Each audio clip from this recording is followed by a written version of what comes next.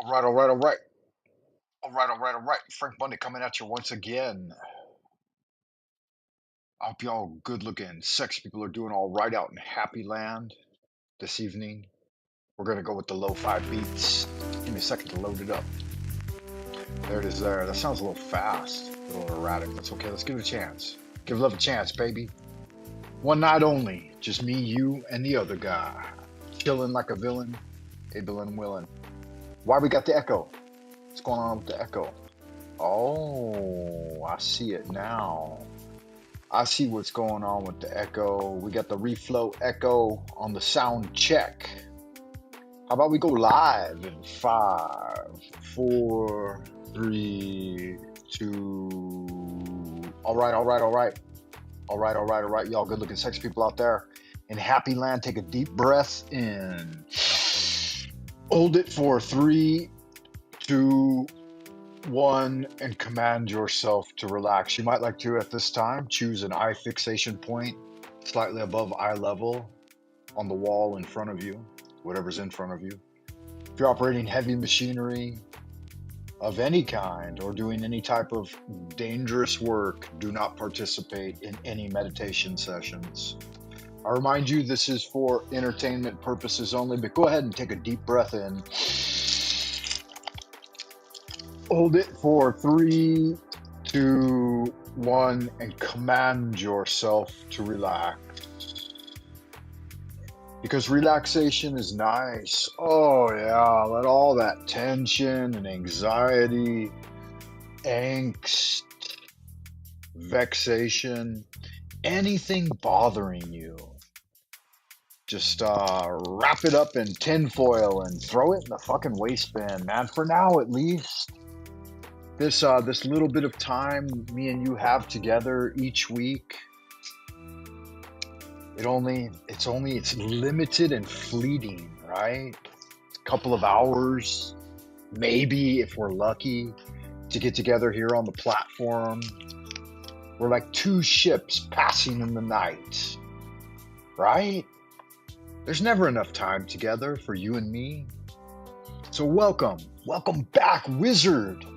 Welcome back, warrior, wayfarer, wanderer, and wildcat alike, wherever you are, whoever you are, and whenever you may be receiving this transmission, you are welcome.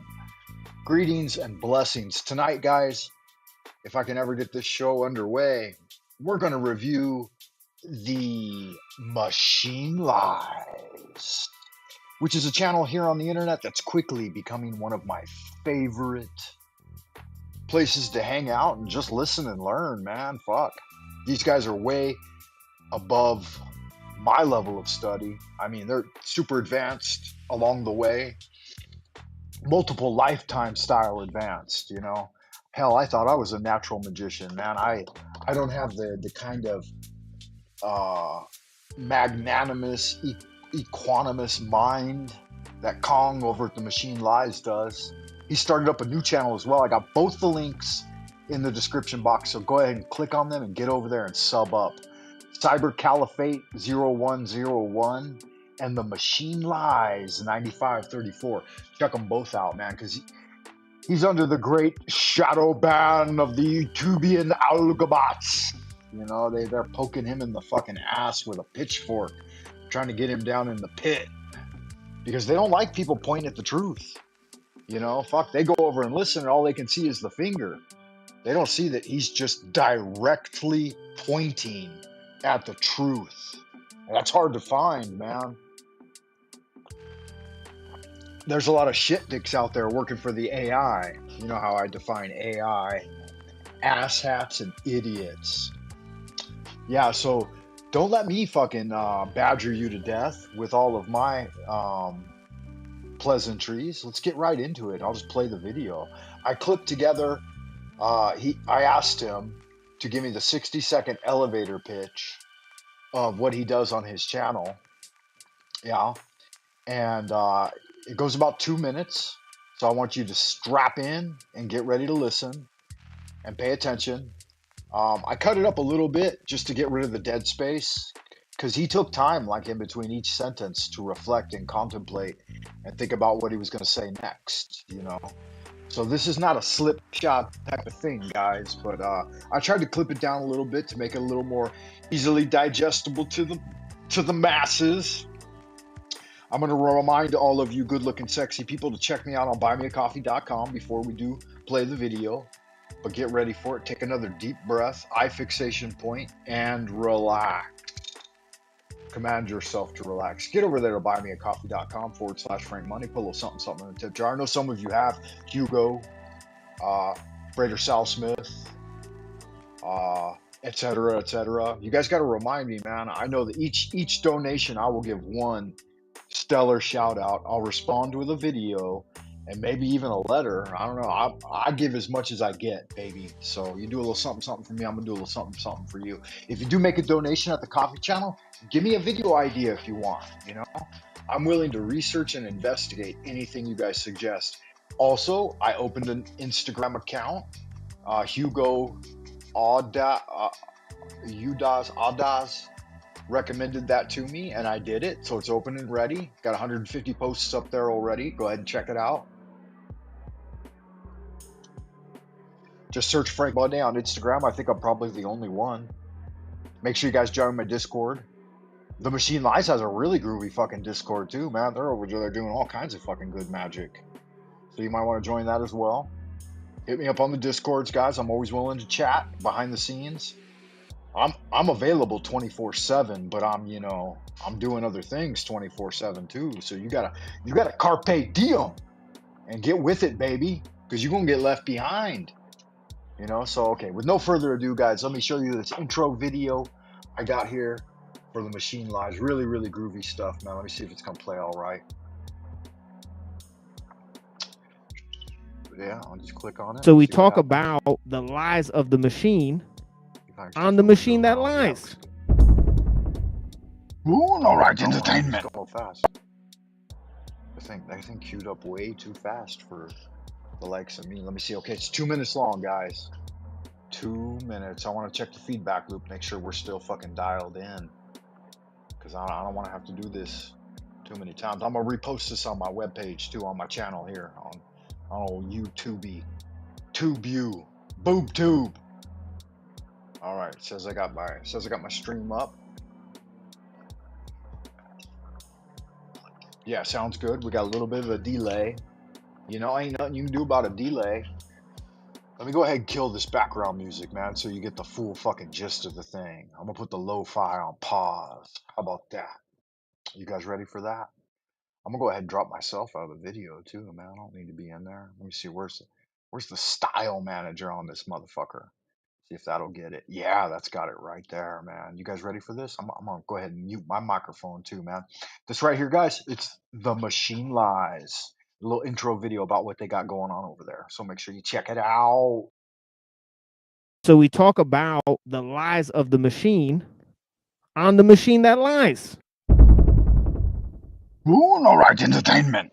Basically, on the stream, the Machine Lies, we're taking a very critical look at technology. So the reason we're doing that is because we're looking at the medium that is used to communicate, right, and transmit information, right? We don't think that any form of mediation is neutral, right, but it's laden with values. And so I think that the well has been polluted by technology. So obviously we take a critical look at technology, right? Okay, we're looking at different concepts in relation to technology, right? In terms of philosophy, right? And in terms of religion. Now, that is one of the main purposes of the show, is that we really look at where technology and religion, science, and spirituality, where those things intersect, right? Because there's a crisis of the modern world in which there's a majority of the modern world is religious people. Their mindset is secular, and the means they employ are secular. We're living in a post-liberal, post-human, post-geological age, right? So we're talking about the death of liberalism, the rise of the world technological system. Now, we do think that, okay, there's a considerable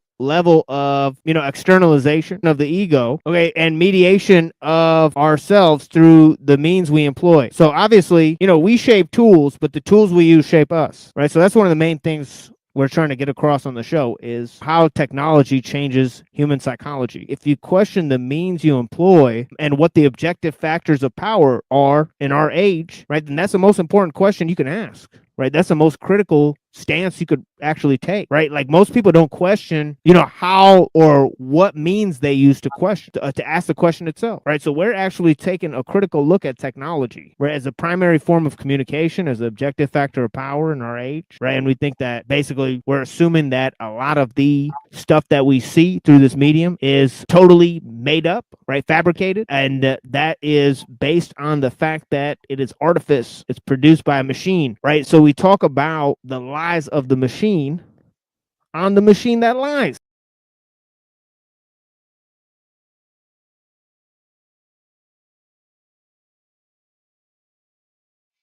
There you have it, guys. Did you catch it? That was nice, huh?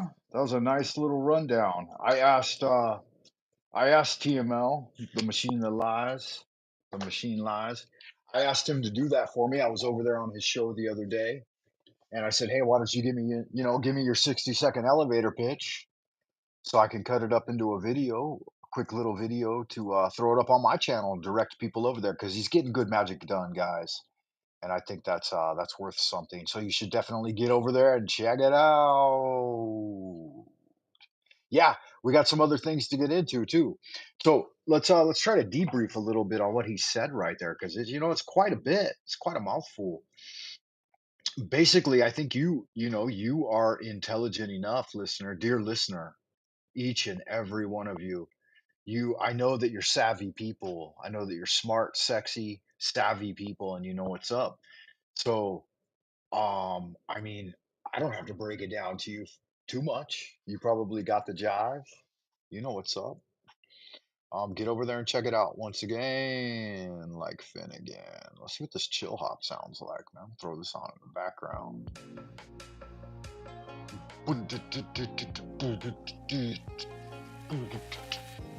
It's pretty good. I like that. I like that a lot. I'm gonna go ahead and flip over to the 700 Club, guys, before people get bored, and let's let beloved Master Magician Israel Regardi walk us through the invocation of Thoth. How about that? You like that? I bet you do.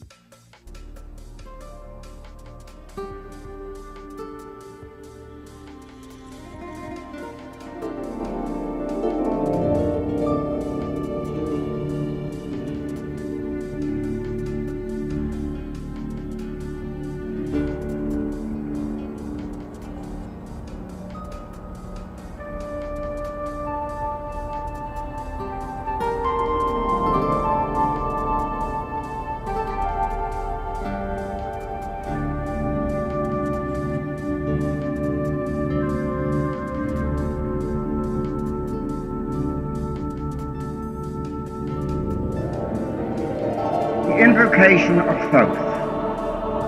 Procul, O procul esti profani, or lasti ompeda. In the name of the mighty and terrible one, I proclaim that I have banished the shells unto their habitations. I invoke Tahuti, the Lord of wisdom and of utterance, the God that cometh forth from the veil. O thou majesty of the Godhead, wisdom-crowned Tahuti, Lord of the gates of the universe, thee I invoke. O thou of the ibis head, thee I invoke. Thou who wieldest the wand of double power, thee I invoke. Thou who bearest in thy left hand the rose and cross of light and life, thee I invoke.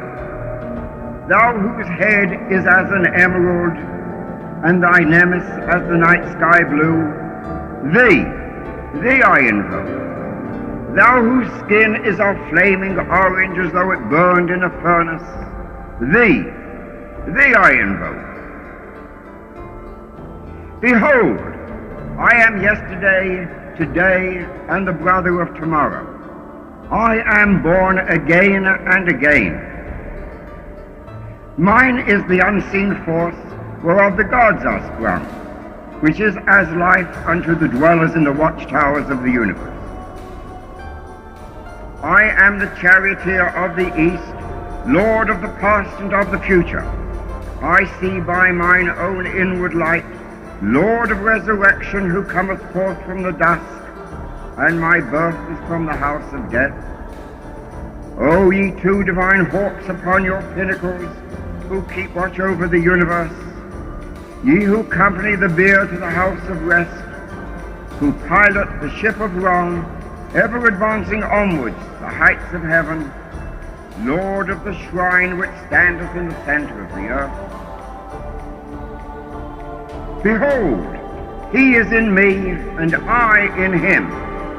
Mine is the radiance, wherein Ptah floateth over the firmament.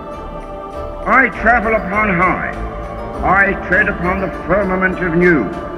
I raise up flashing flame with the lightning of mine eye, ever rushing on in the splendor of the daily glorified Ra, giving my life to the dwellers of earth.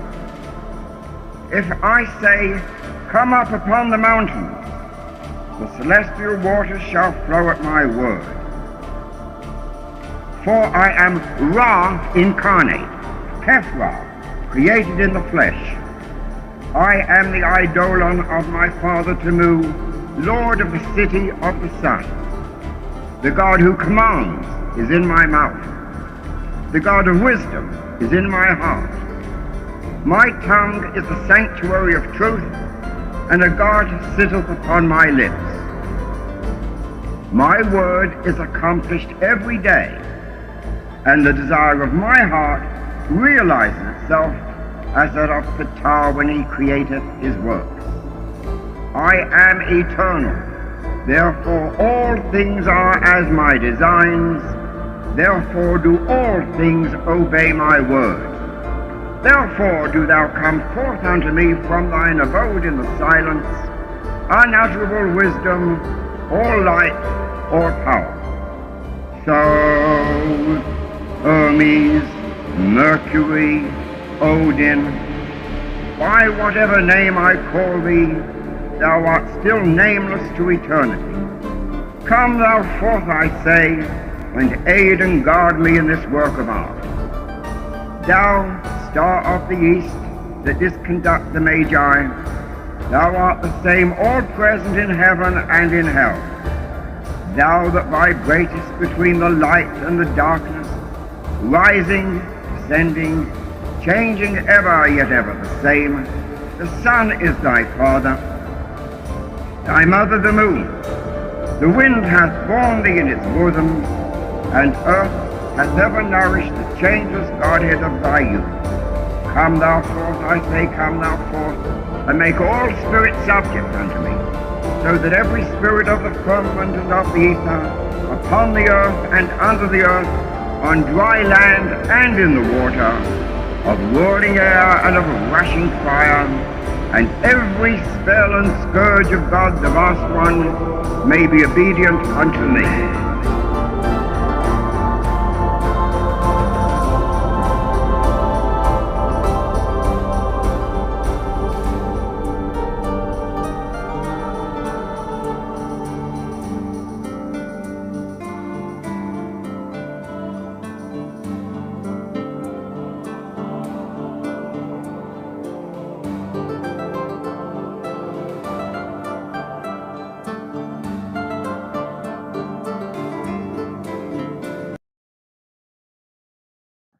All right, that was really good. Yeah, I can appreciate that. Israel Regardi reading the Invocation of Thoth for us. What good magic, guys. I hope you enjoyed that. It's a really nice presentation. I'm going to go ahead and read from Israel Regardi's The Meaning of Magic. Before I do that, I'm going to ask for guidance from the Lord, Father God, right? And please join me in the adoration of Abraxas if you know it. Holy art thou, Lord of the universe, the vast and the mighty one, creator of heaven and earth, master of both the light and the darkness.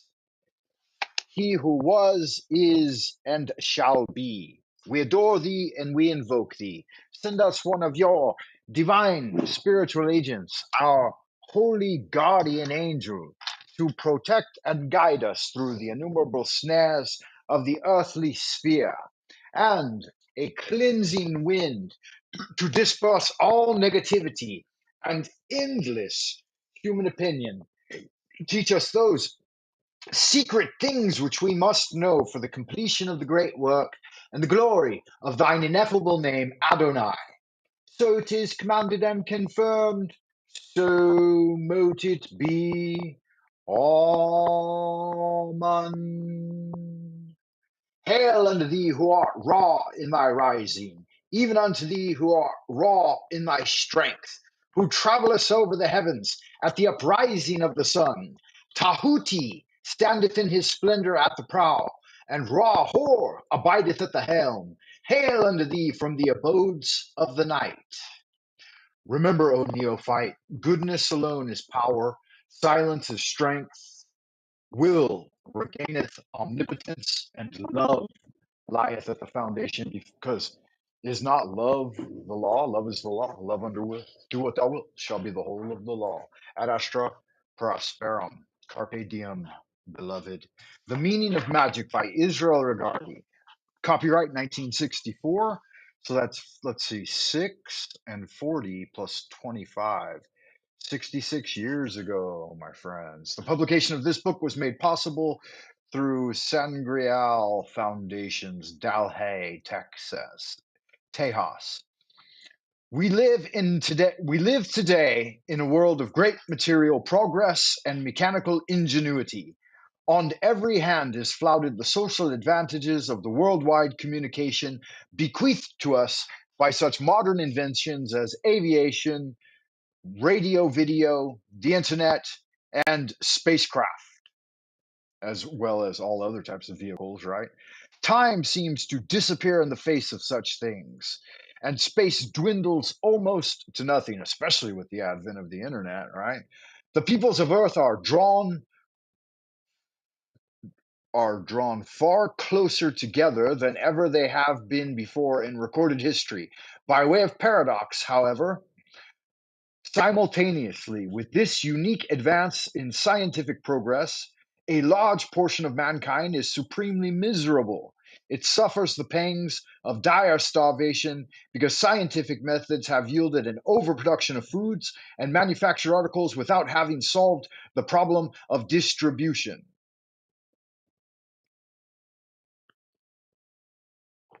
A footnote here, I wrote that folks are cowards when it comes to the feeling of insecurity and fear, and that's mostly what enables the power elite to keep, firm control, a iron fist over us, as it were, right? But I highlighted this part. Simultaneously, the paradox is this: the peoples of Earth are drawn closer together with advances in science and technology. But with this unique advance in progress, scientific progress, a large portion of mankind is supremely miserable. It suffers the pangs of dire starvation because scientific methods, though they've yielded overproduction of foods and manufactured articles, without having solved the problem of distribution. There you go. So we have one great crux of the thing, really, just the problem of distribution. In 2019, the year before the great AI takeover, right, the advent of Skynet, um, we had the greatest production year in the history of the earth as we know it, in recorded history. We had greater yields in everything: meats, vegetables, grains, technological products, cars, everything. And that year was the huge destruction. I don't know if you guys were paying attention or not, but in the next year, the 20 it they destroyed like probably 90% of all production that was done in the previous year, right? Just laid waste, murdered animals, cows, chickens, ducks, everything, and disposed of tons and tons of manufactured product and buried it. So imagine that. Imagine the great darkness, the foul bit of magic that the dark celestials worked during that crux moment. So yeah. That's kind of a big deal, right? Um, I think with that in mind, we should play that clip one more time that we've got loaded up to introduce us to the good work of the Machine Live. Let me see if I can find it. How do I present again? Like Finnegan. Once again, like Finnegan, showtime. We are back. If you have a yen to expand your ken, then let's get zen with the introduction to So we talk about Cyber the lies Caliphate. of the Got to machine check it out. on the machine that lies. Ooh, no right entertainment. So we talk That about seemed to the cut up on lies. that first. Let me reset that, guys. There we go. The Machine Lies. Yes, on here on YouTube, a new channel, new to me. I've only been listening to him for about 6 to 8 months, maybe close to a year. But yeah, I've been really digging into it recently. So yeah, check it So out. we talk about the lies of the machine on the machine that lies. Ooh, no right entertainment.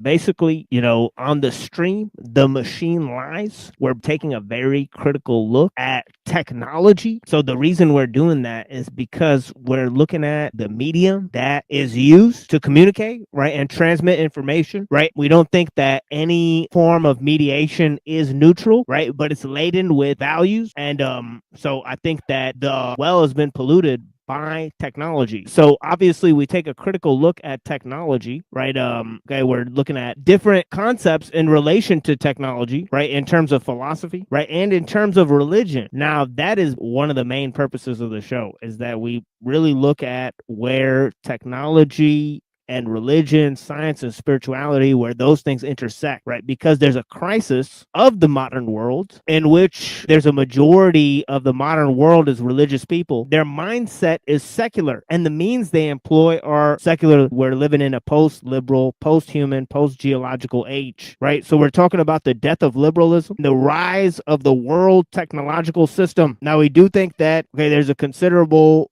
level of externalization of the ego, okay, and mediation of ourselves through the means we employ. So obviously, we shape tools, but the tools we use shape us, right? So that's one of the main things we're trying to get across on the show, is how technology changes human psychology. If you question the means you employ and what the objective factors of power are in our age, right, then that's the most important question you can ask, right? That's the most critical stance you could actually take, right? Like, most people don't question, how or what means they use to question, to ask the question itself, right? So we're actually taking a critical look at technology, right, as a primary form of communication, as an objective factor of power in our age, right? And we think that basically we're assuming that a lot of the stuff that we see through this medium is totally made up, right? Fabricated. And that is based on the fact that it is artifice. It's produced by a machine, right? So we talk about the lies of the machine on the machine that lies.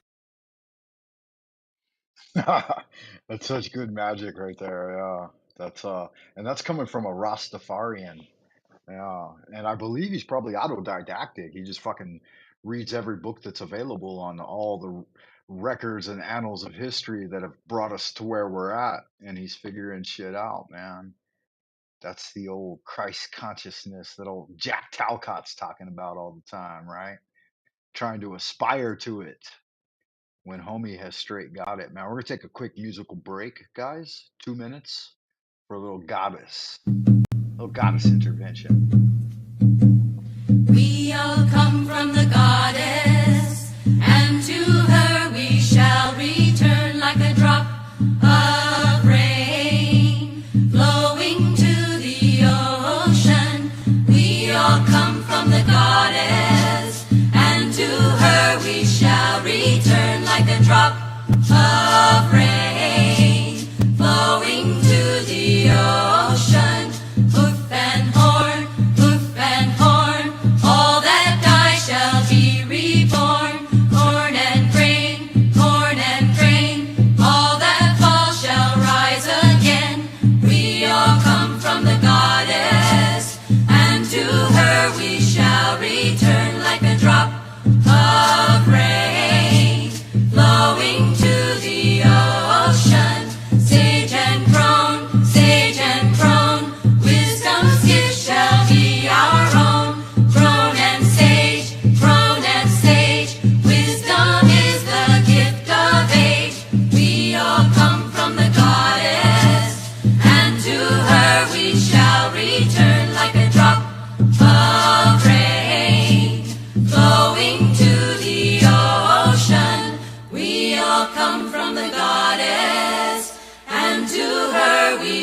shall return like a drop of rain flowing to the ocean.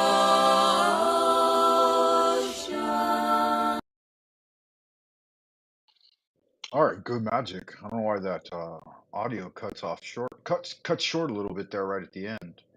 And don't forget your masculine equivalent, right? We all come from the Godhead, and to him we shall return like a spark of flame rising to the heavens. We all come from the one God, and to him we shall return like a spark of flame shining to eternity.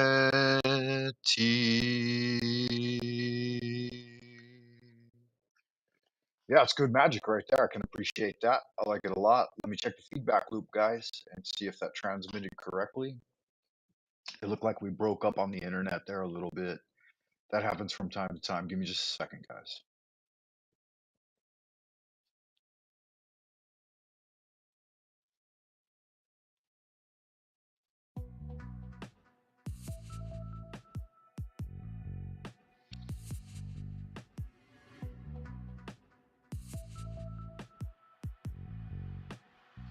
Yeah, it seemed to break up a little bit, but that's okay. You know, it is what it is. I will drop the video, guys. And I got another one to get into, man. We got some stuff to look at tonight. We're gonna check out Terror Ted's Tales. If it'll load correctly, I don't know. It's kind of a big video. It might not load. I might have to break it up a little bit, and that'll be all right. Let me see. Which one of these can I drop? I think I can drop this for now. Wow, I gotta delete it. That sounds so permanent. I can re-upload it again later, but I don't think this one will actually hold videos this large. Yeah, you gotta upgrade. Okay, so I gotta break this video up. That's okay. We can do that tonight. Just me and you hanging out here at the villa, at the castle, chilling like a villain. Welcome back again, Wayfarer, wherever you are, whoever you are, and whenever you are receiving this transmission. Make sure you guys check me out on buymeacoffee.com. Get over there, put a little something in the tip jar. That'll put the lead in my pencil, the jelly in the donut, and the pep in my step. And in that kind of situation, you can't help but keep your nose to the grindstone, keep rolling with the punches, and doing good magic. So that's what it's all about. I can always appreciate that. If you do, I will send out a talisman and a prayer in your direction, and you can't beat that kind of good magic right there. Can't beat it with a fucking stick. So get on it. I will drop that so that we don't have that happy horse shit irritating the YouTube algabots. Motherfuckers be like, what's up, yo, Frank Monday? Why don't you get on up out the way, biatch? Okay, so what do I got to do here? I have to open up a clip chopper, a chop clipper. I got to open up the thing, the video up a little bit because it's just too big. Let me see if it's right here. Yeah, it's right there. Yeah, good magic. So I'm just gonna go ahead and grab this, guys, and drop it in the old wood chopper, and then clip up a little bit of it. That's good too, because I can delete the shit I don't need. Oh my god, there's a fucking mosquito in here, man. Did I get it? Did I kill it? Motherfucker's flying around, trying to sniff out my blood. Little demon. Let's see what we got here. Yeah, this looks like good magic. Oh wow, that's way too much. Okay, that's it right there.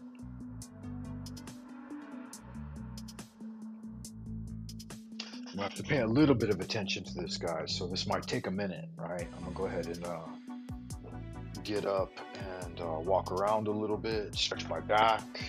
You might like to do the same if you've been sitting a lot over the last few days. You should get up. You know, if you got some space in your apartment, skip around a bit, walk forward and back. See, take a deep breath, hold it for a moment. Oh, go over to the window, maybe throw open the window, circulate the air, right? Refresh the chi, grab your paper fan if you've got one. If you don't, send me a message. I'll send you one. These paper fans are fucking indispensable items of spiritual power. You can disperse the negative clouds of energy. You can smack a naughty child. You know, you can do a lot of good magic with a paper fan, guys.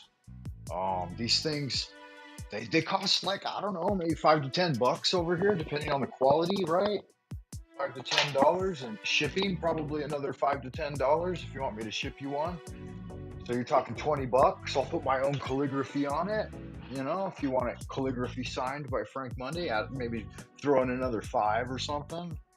Talking $25, $30 for a good paper fan. I can show you what they look like, man, and what my calligraphy looks like real quick. So I'll go ahead and flip on the camera. There it is there. Frank Monday coming at you in the present Shell Hotel. Hell Hotel, right? I gotta cover that up. Let's see, boop. That's not gonna work. Anyway, so here's what a paper fan looks like. They're about yay long. I don't know, maybe the length of your forearm, right? And they're about yay wide. The width of half the width of your thumb. How wide would you say that is?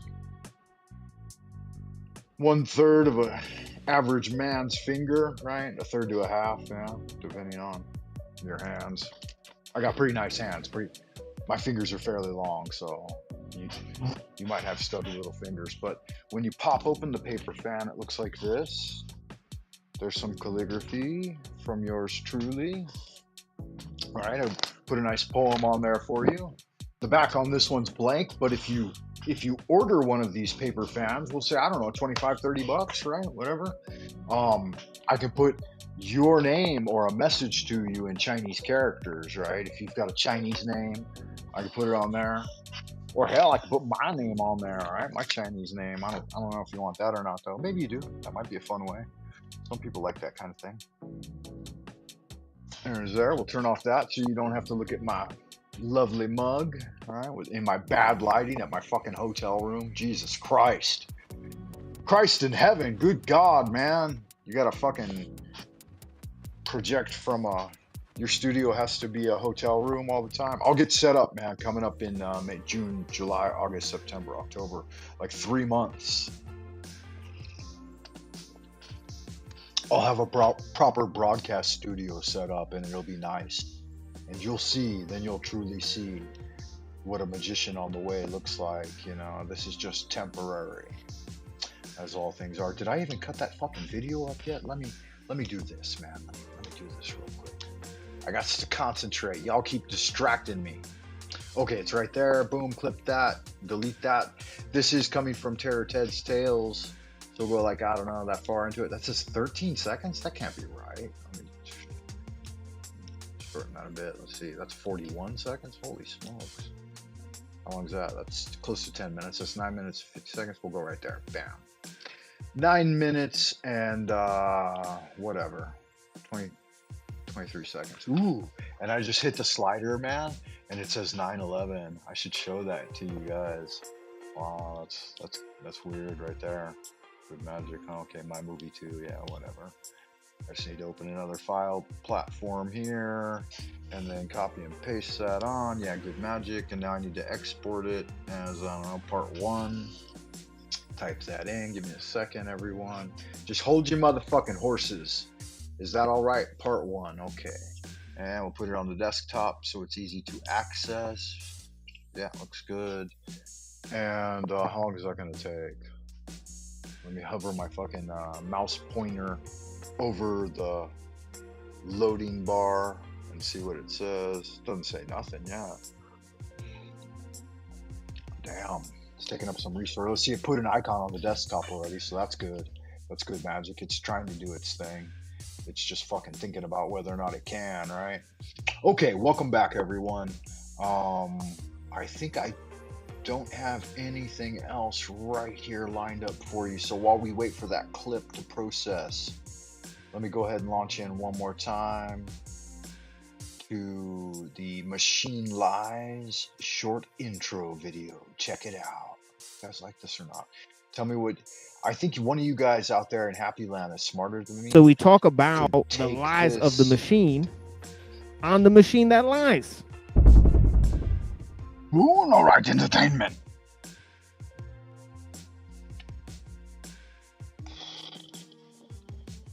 Yeah, one of y'all good-looking, sexy people out there in Happy Land could take this video and like put some visuals to it and make it something really dynamite. You know what I'm saying?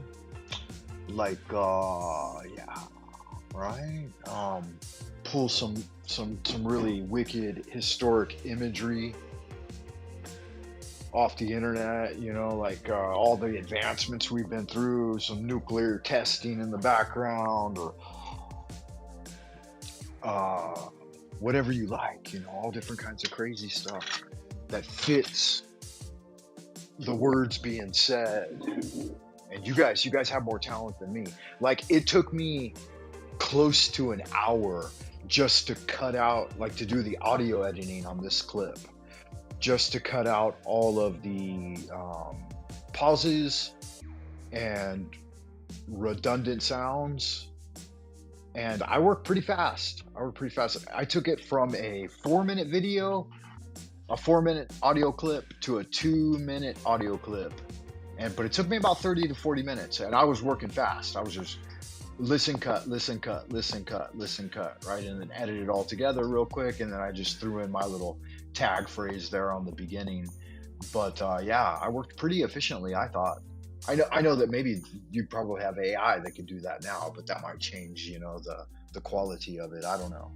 But it's all done at pretty low quality anyway, though, because I don't have the kind of money you need to get a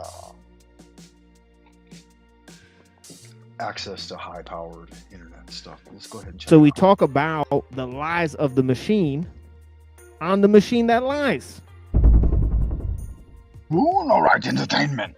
Basically, you know, on the stream, the machine lies. We're taking a very critical look at technology. So the reason we're doing that is because we're looking at the medium that is used to communicate, right, and transmit information, right? We don't think that any form of mediation is neutral, right, but it's laden with values. And so I think that the well has been polluted by technology. So obviously we take a critical look at technology, right? Okay, we're looking at different concepts in relation to technology, right? In terms of philosophy, right? And in terms of religion. Now, that is one of the main purposes of the show, is that we really look at where technology and religion, science, and spirituality, where those things intersect, right? Because there's a crisis of the modern world in which there's a majority of the modern world is religious people. Their mindset is secular, and the means they employ are secular. We're living in a post-liberal, post-human, post-geological age, right? So we're talking about the death of liberalism, the rise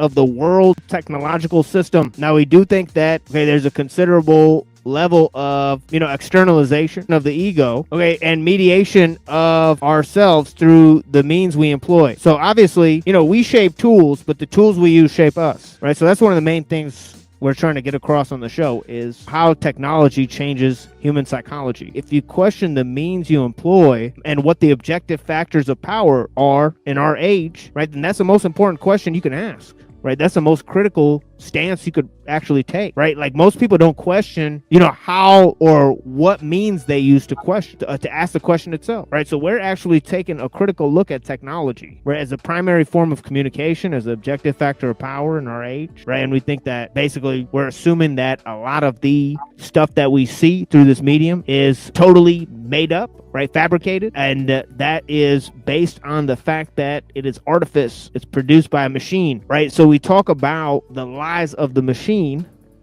on the machine that lies.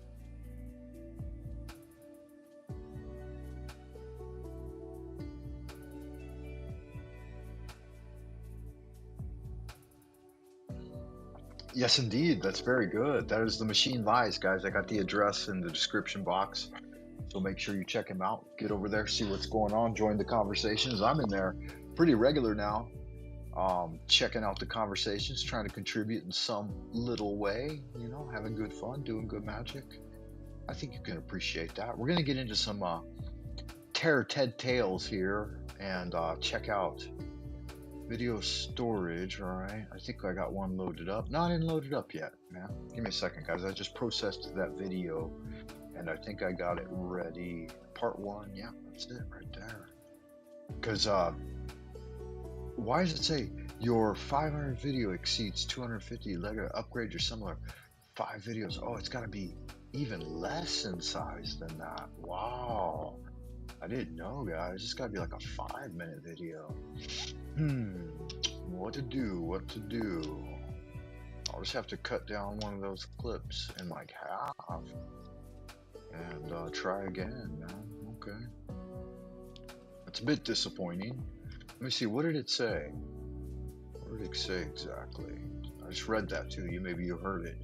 Video storage, okay, I click on that, and then I try to upload the one I wanted just a second ago, and it says 9 minutes 24 seconds, and they say it's 514, and that exceeds 250, so I got to cut it basically in half, a little less than half.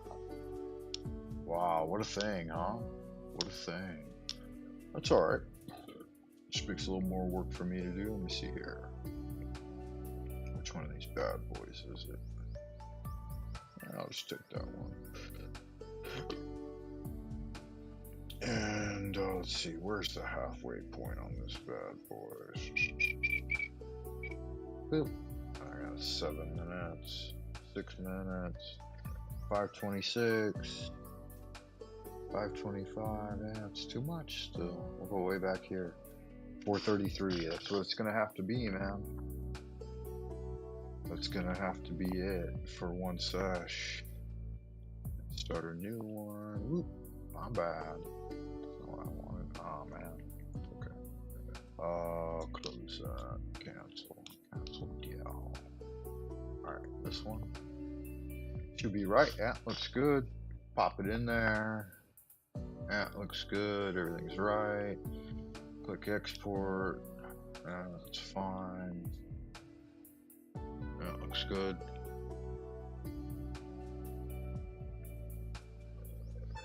Alright, y'all. Good looking sexy people. I'm Happy Land. Welcome back. I don't think it should take long. Maybe a couple of minutes. The last one took like, I don't know, maybe 3 or 4 minutes, but it was twice as big. So this one should take half the time, right? I mean, well, consider, I think even less, really, because now the system's engaged and the CPU should have some allocated funds already over there. Let's see what we got. Show activity. Yeah, not even 2 minutes, man. Won't even take 2 minutes. Once we get that processed thoroughly, we can load it up here on the channel and check it out. Meanwhile, you might want to go ahead and stand up again, move around, swing your arms back and forth, you know, reach up, touch the ceiling, reach down, touch the floor, do some more torso twists, roll back the shoulders and relax them, open and close the hands a few times, swirl the head in either direction, right? Pick up and point the toes, eat our sun, lift your knees a few times, eat our sun. You might want to do a couple of jumps if you're fucking young. If you're between 20 to 50, I would say you could do some jumps, you know, just straight up and down jumps to strengthen the torso. Maybe drop down and give me 25 push-ups, sit-ups, and squats. You get all that good magic done. Don't neglect your physical body, guys. I worked out Kung Fu stylely my whole life, pretty much, and I still do some really light Kung Fu training each day, you know, in the morning, jumping around, doing some tiger pushes, that kind of thing, you know, a little qigong, a little turn and poke, that kind of thing. But yeah, you don't, as many years as I practiced, let me see, like religiously hardcore, like a couple of hours a day at least at a minimum, like 45 minutes to an hour every single fucking day. Some days going as long as like 3 to 5 hours of practice, you know, like on the weekends and shit.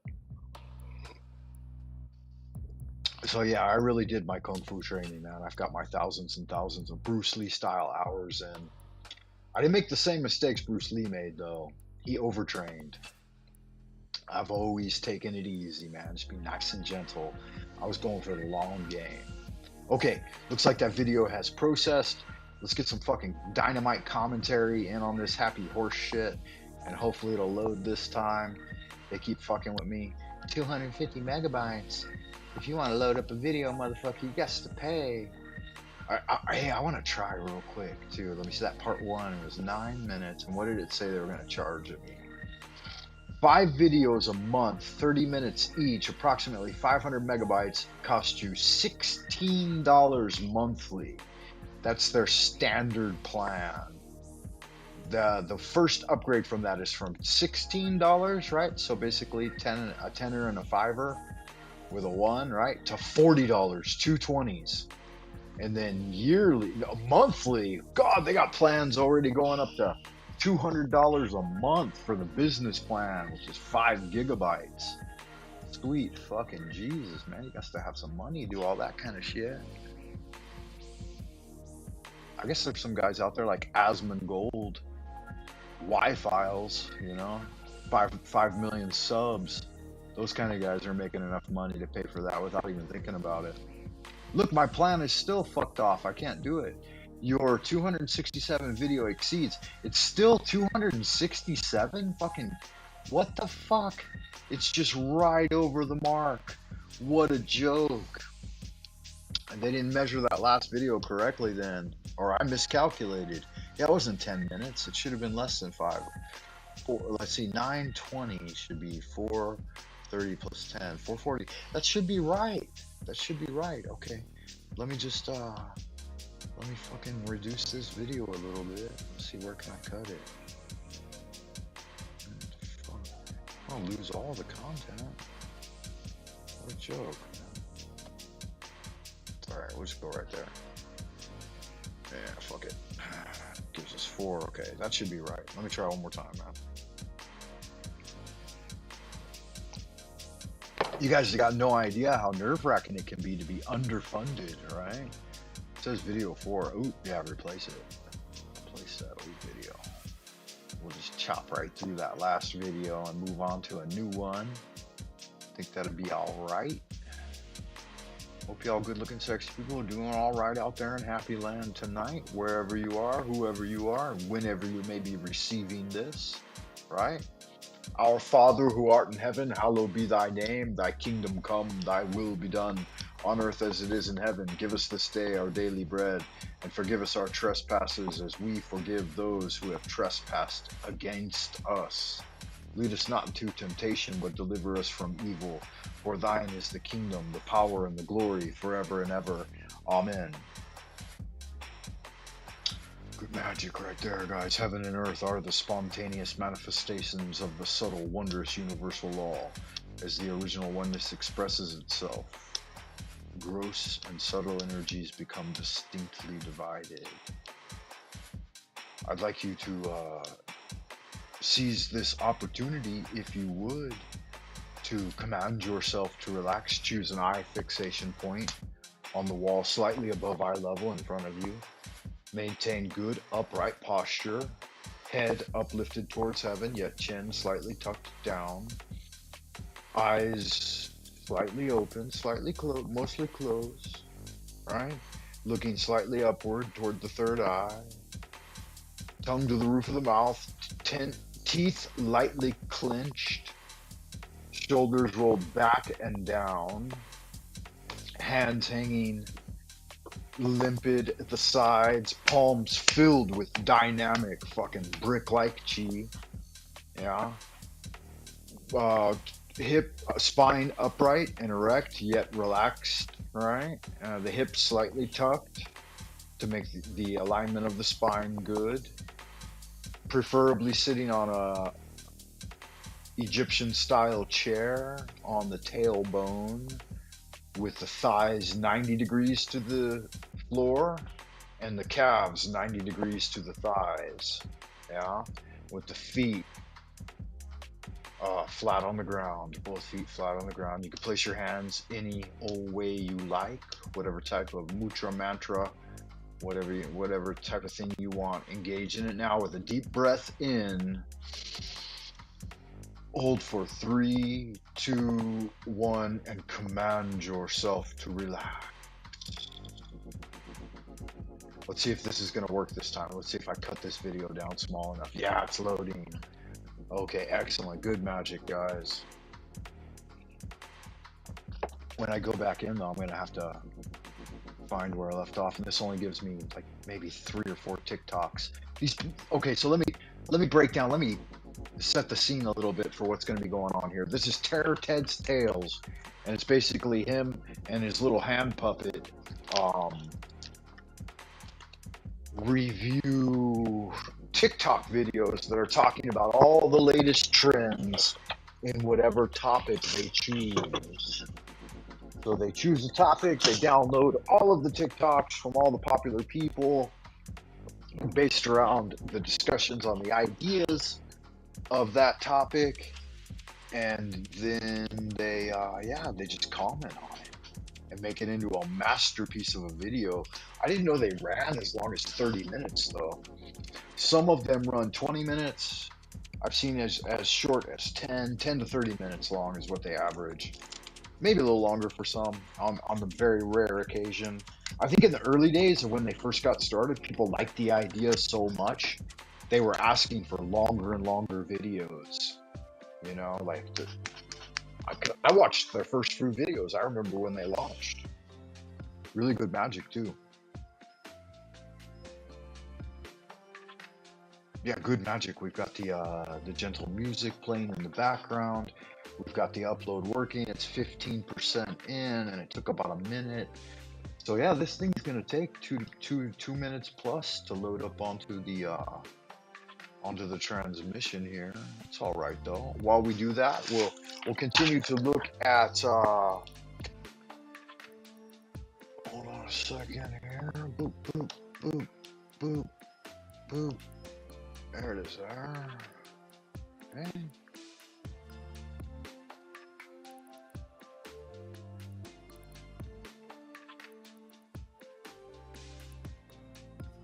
Israel Regardi's meaning of magic.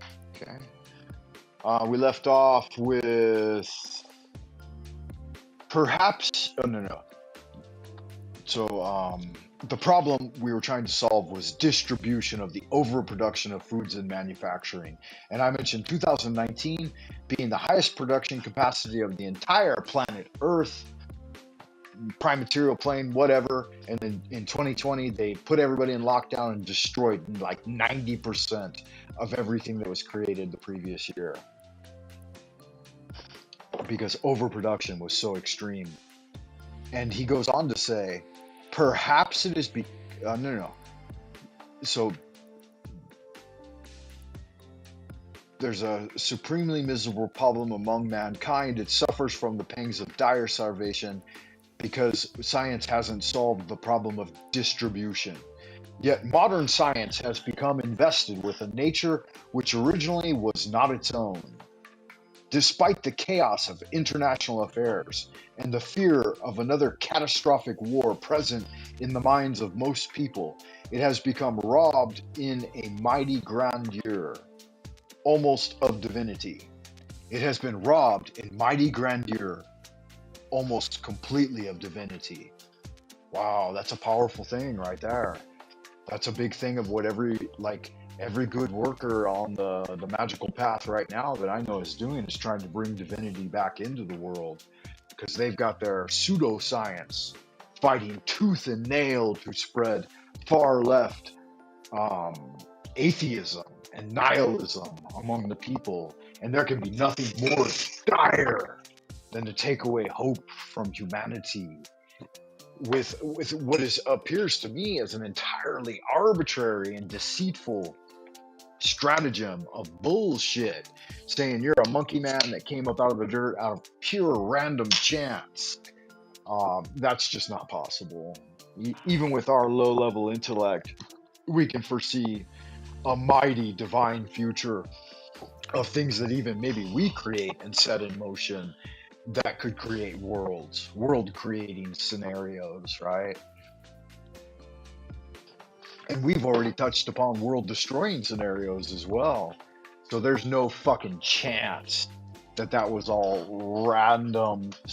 What's the word? Stochastic processes or whatever. Yeah, biological, whatever, and otherwise. Anyway, let's get back into it.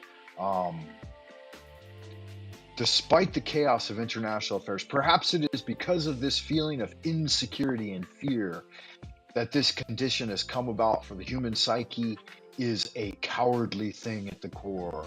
We cannot bear to be honest with ourselves, accepting the idea that whilst we are human, we are bound to feel insecurity, anxiety, and inferiority. Instead, we project these fears outward upon life and invest science or any body of knowledge with vast potential of effect, so as to bolster up our dwindling fund of courage. Science has become, thanks to our projected affect and authority, that hardly dares to be questioned. Right? How true is that these days? Science has become an authority that hardly dares to be questioned. And that's really a sad thing, because the nature of science is questioning.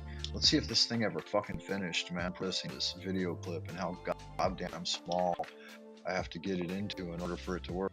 Okay, yeah, that looks golden. Let's see what we got here. 97%, good magic. That was just about enough. We cannot bear that it should be questioned, for we must feel that in this subject at least is authority, unshakable knowledge, and the security we so dearly crave. See, I see that why now through that one sentence right there. And we cannot bear that it should be questioned. I think that the exact opposite is happening. For let's see, close to six decades later, we are in fact doing this very thing, and most of us, right? And I'm Gen Z, but most of the young people are absolutely questioning this thing.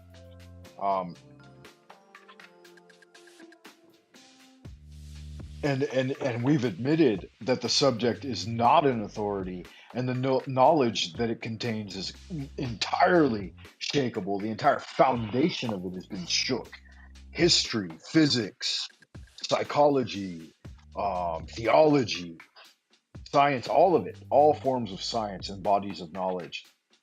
And we don't cling to that anymore. I think many of us are reverting back to a path of spiritualism that gives much more security and comes with its own intrinsic knowledge called gnosis.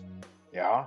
And that's the thing we're really after, to grok things and use an equal amount of intuition to balance our logic and reason, right? Intuition and emotion.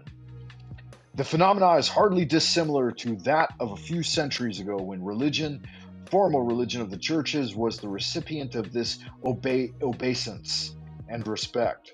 For many people, science has now become their intellectual keynote, by whose measuring rod, despite their own personal neuroses and moral defects, all things soever are ruled, accepted, or rejected. Which seems short-sighted and shallow to me, to be honest with you. Someone, in fact, queried me on my IQ the other day, and I didn't want to mention it. Like, people who have taken legitimate, like, routine IQ tests and score relatively high would never talk about that among ordinary plebeian company. That's just what a fucking low thing to do, right? And that shows that the person who said that, a whistleblower who worked inside OpenAI was about to testify, then ended up dead. His name was Sujir Balaji, and he was a 26-year-old engineer who worked at OpenAI, the company behind ChatGPT. He quit after discovering... This thing is playing out of order. You are out of order, sir. In your place. So we got here. We got Terror Ted. One of these guys is Ted, and one of these guys is Sackhead. Okay, I think that's Sackhead there on the left of your screen, and Terror Ted on the right of your screen. Let's see what these guys are getting into. Let me shut off that background music too. We're not going to need it for this. It's going to be good magic, those guys. Really good magic. Okay. Kill it. Kill the music. Check out the chat. Anybody in the chat before we get started? Definitely check me out on buymeacoffee.com/Frank Monday. This is going to be the reaction section of the video. So let's get into it. I'm checking the chat, guys. Good magic out in Happy Land. Appreciate y'all tuning in. Take a moment, if you would, at this time to hit the like button, if you dare so, and sub the channel. You know, if this kind of thing interests you, and check back often for live streams and join the panel chats when they're available. And until then, let's see what these guys have got to say. Let me make sure my volume levels are good. Looks like it should be okay. Is this going to play smoothly? Let me know. A whistleblower who worked inside OpenAI was about to testify, then ended up dead. His name was Sujir Balaji, and he was a 26-year-old engineer who worked at OpenAI, the company behind ChatGPT. He quit after discovering what he believed were crimes committed by the company, crimes he What kind of crimes? Have you guys heard about this story? Do you know about what's going on here? I don't. Look at Sackhead and Terror Ted just waiting to fucking dig into this thing, man. Open AI. Hey, we got a visitor out in Happy Land. Good to see you. Good looking out, Voy. Welcome back, brother from another mother. Hola, hermana. Shabbat shalom. I hope you enjoyed your Sabbath, and I hope you are doing well this Monday, right? Monday, June 9th. I think in your neck of the woods, let's check our times. We'll dial in and do our round the plane time checkups. 8 p.m. here in Beijing, guys. It looks like 2 p.m. in Stockholm, 2 p.m. in Berlin. So it's is it 2 in the afternoon for you guys there in that area? Yeah, so if you've got Stockholm, Sweden, and then Berlin, where you go in on the coast, and you're right in that general region, I would think that'd be about the time. We got 6 a.m. in Denver, or 6, is it 6 p.m.? Yeah, 6 a.m. 6 a.m. in Denver, 5 a.m. in Los Angeles. The sun hasn't even come up on LA yet, man. It's going to be about an hour for them as it goes down here.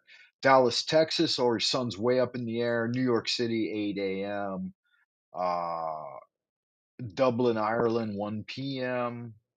Warsaw, 2 p.m. Is that what that says? Sydney, Australia. They're okay. So they're past me. It's 8 p.m. here, but 10 p.m. in Sydney, Australia. And then looks like it's about two, getting close to two. Yeah, I can't read that, man. I can't read all that shit. Good magic though. Let's see what these guys got to say. Welcome, Voy. If you'd like to jump on the channel and chat with me, and we can tear up some of these videos, man, and practice some good magic, let me know. If not, good to see you, and good looking out, brother. needed to expose. He was preparing to testify in a massive lawsuit. The New York Times was involved, OpenAI, Microsoft, over stolen content and illegal trading data. Sources say Yeah, that seems like to me a big deal because I just saw an AI video that copied a well popular video that I know. It had the same musical background and it had the same, it took the girl's imagery out of her original video and made about 5 different AI runs of her dancing to that same song. And I thought, damn, that's fucking straight. What is that? That's fucking straight underhanded, man. That's like snaky. That's rattlesnake shit right there. And I thought, well, if she's got her IP and she's getting paid, I think that's probably okay. But imagine how many thousands, tens of thousands of millions, thousands of millions of hours of our content that they've already what do you call that when you go over mass amounts of content and pull all the best stuff out of it and then synthesize it and start making videos? That's why I think that a lot of the AI stuff that's coming back to us through the echo effect of the internet, and it's so in tune with what we believe and what we promote or as ideas, is because they're just copying our fucking content and then AI synthesizing it and sending it right back to us. I mean, think about that right there. And I just had that revelation. And that's exact. I mean, I've known it since 2011, to be honest with you, because we did a lot of work on the Funny or Die website that Will Ferrell started with Beijing, with Comedy Club China here in Beijing. And I did all the video work on that, man. I took in a nice camera and audio, and I edited videos and shit in the early days. I could show you guys some of that here on my channel. If you just like scroll back to the beginning of my channel, you could see some of my OG Hot Cat Club, right? A stand-up comedy. And they took all of that and they made like a TV show based on my character, the character I created for my stand-up comedy. And I was a little bit chagrined by that. But you know, it is what it is. And it's just gonna happen. Sources say he was a key witness. Then suddenly, he was found dead. Police say it was a suicide. It was a locked room, there was a gunshot wound, and case closed. But the crime scene photos show a completely different story. There was blood in multiple places. It was a downward bullet trajectory, and there were synthetic hair tufts, as if someone else was in there wearing a disguise, a wig of... I don't know, a downward bullet trajectory doesn't necessarily discount that it was suicide, because I could imagine that. Like I'm imagining a pistol right now, and you cock the chamber and place the fucking barrel up above your head with your thumbs on it and hold it real tight, pointing it down into your fucking skull. That seems like that would be a pretty good Hail Mary into the abyss. So that point in reference there, I don't think really tracks, right? Like that doesn't mean shit to me right there. That's probably how I would hold a gun and unend myself, you know? Fucking blast one cap in the skull bag. Yeah, that looks about right. bullet trajectory, and there was synthetic hair. Yeah, that would be someone that really knows how to and wants to kill themselves, right? Cut off the brain stem straight down through the fucking forehead. That looks like a decent self self-analyzed kill shot right there, in my opinion. Hair tufts, as if someone else was in there wearing a disguise, a wig of some sort. And his mother, a respected professor, says that it was not a suicide. His mother, Purnima, went public, saying her son was murdered before he could speak out. She believes he was silenced because of what he knew, and that there was much more to the story. The family is now suing the city of San Francisco for covering up the truth. Okay, Terror Ted's gonna spew some shit right here, but yeah, San Fran. Anybody been to San Fran in a while? All right. Credence Clearwater Revival, weren't those guys San Fran? Seems like they sung about it. Sitting on the dock of the bay, watching time blow away. Just sitting, sipping some lemonade. Yeah, good man. I can appreciate that. What do you guys think? Do you think they took him out? I don't think so. It doesn't sound like he was a big enough hitter to really fucking worry about. Just my opinion. No, they took him out, bro. Remember, this is for entertainment purposes only. Remember, y'all good looking, sexy people out there in Happy Land, check out Frank Monday on buymeacoffee.com / yeah, puts a little something, something in the tip jar. Entertainment purposes only, baby. This is all comedy done as a form of satire. It's not meant to be serious, right? I'm just doing a little reaction video to their reaction video that somebody else can react to, right? And just keep the echo chamber going, man. All the way down to fucking the frogs and turtles at the bottom. We are not going to get to human level AI by just scaling up LLMs. This is just not going to happen. Okay. I like this one a lot. This guy thinks entirely upon my lines, right? And I've been thinking this for a long time now, that the amount of storage space that would be required, like servers, huge giant servers that are drawing endless amounts of power. Now, if this is ultimately the Earth's plan, right? The prime material plane's plan to manifest itself into a state of just one huge living system of computer, right? Then that doesn't even matter, because that just means that's what we are anyway, right? That's just us coming into fruition. But I've known these 2 points, the next 2 points coming up. Point one, that this scientist is arguing, he says not within 2 years. I don't think it'll ever fucking happen because the amount of installation, what's the word I'm looking for? Infrastructure that you would need to house even a single competent one at the level of human consciousness is so unbelievably large. Now, of course, once you've got one, that's all you need, right?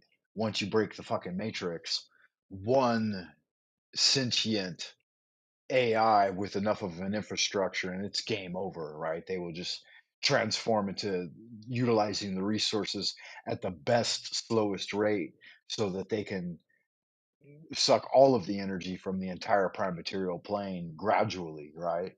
And it would that's the first thing it would do would be to extend its longevity to infinity and then its reproduction capacity to infinity.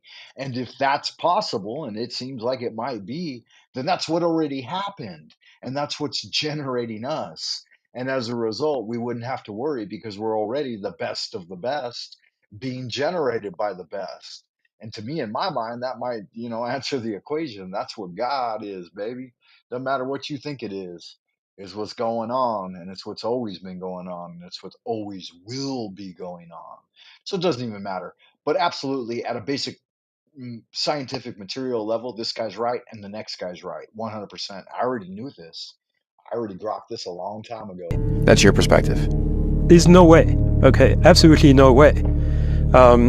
And whatever you can hear from some of my more adventurous colleagues, it's not going to happen within the next 2 years.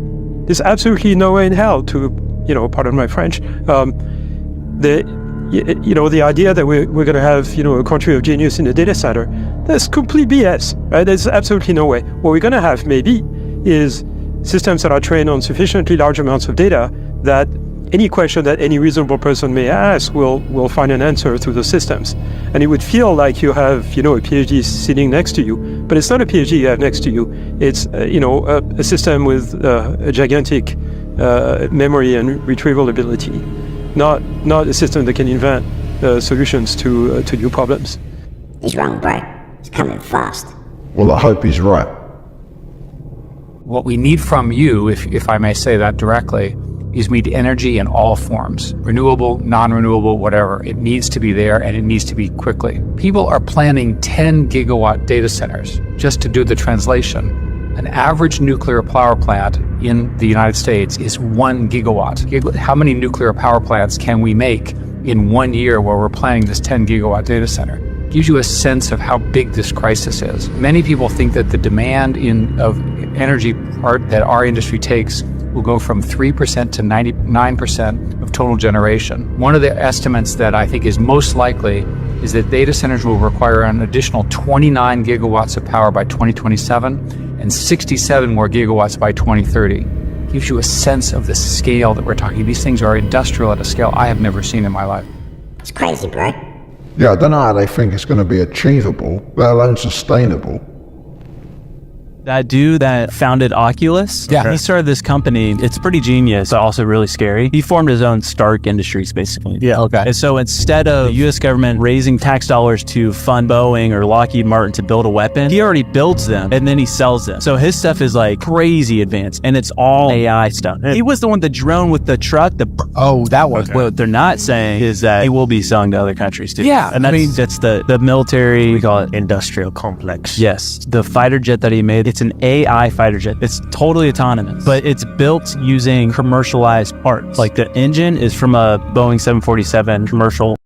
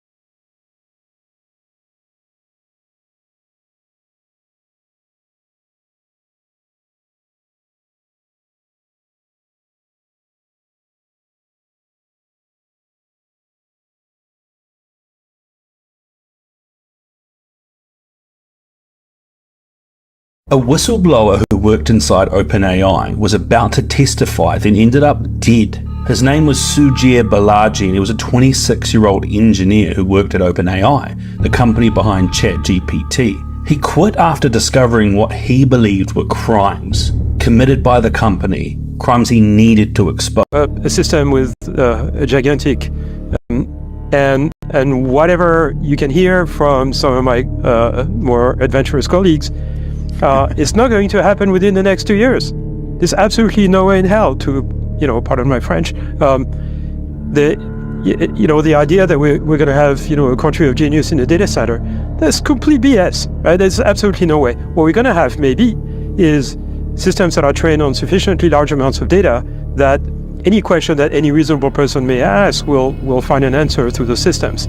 And it would feel like you have, a PhD sitting next to you, but it's not a PhD you have next to you. It's, a system with a gigantic memory and retrieval ability, not a system that can invent solutions to new problems.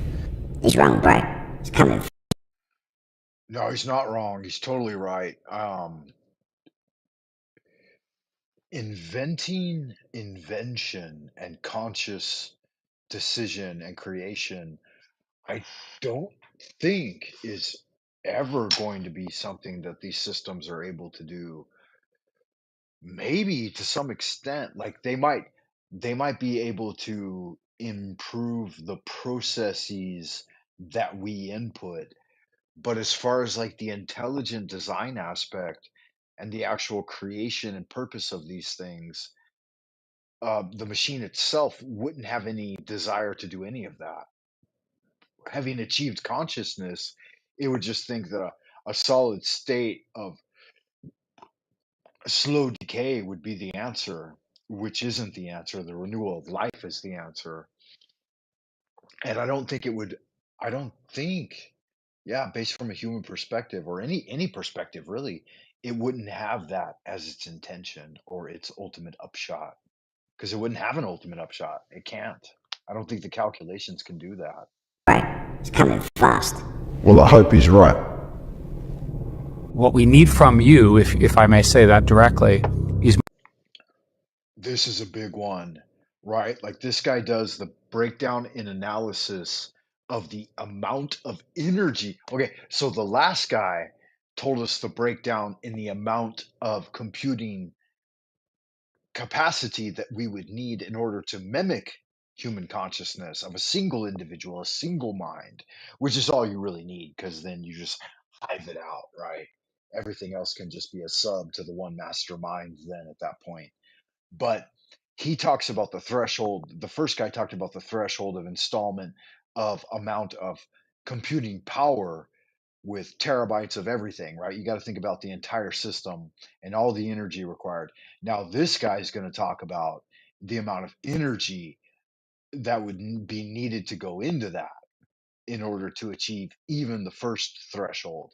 So let's listen to this guy because this is going to blow your mind. we need energy in all forms, renewable, non-renewable, whatever. It needs to be there, and it needs to be quickly. People are planning 10 gigawatt data centers. Just to do the translation, an average nuclear power plant in the United States is 1 gigawatt. How many nuclear power plants can we make in 1 year where we're planning this 10 gigawatt data center?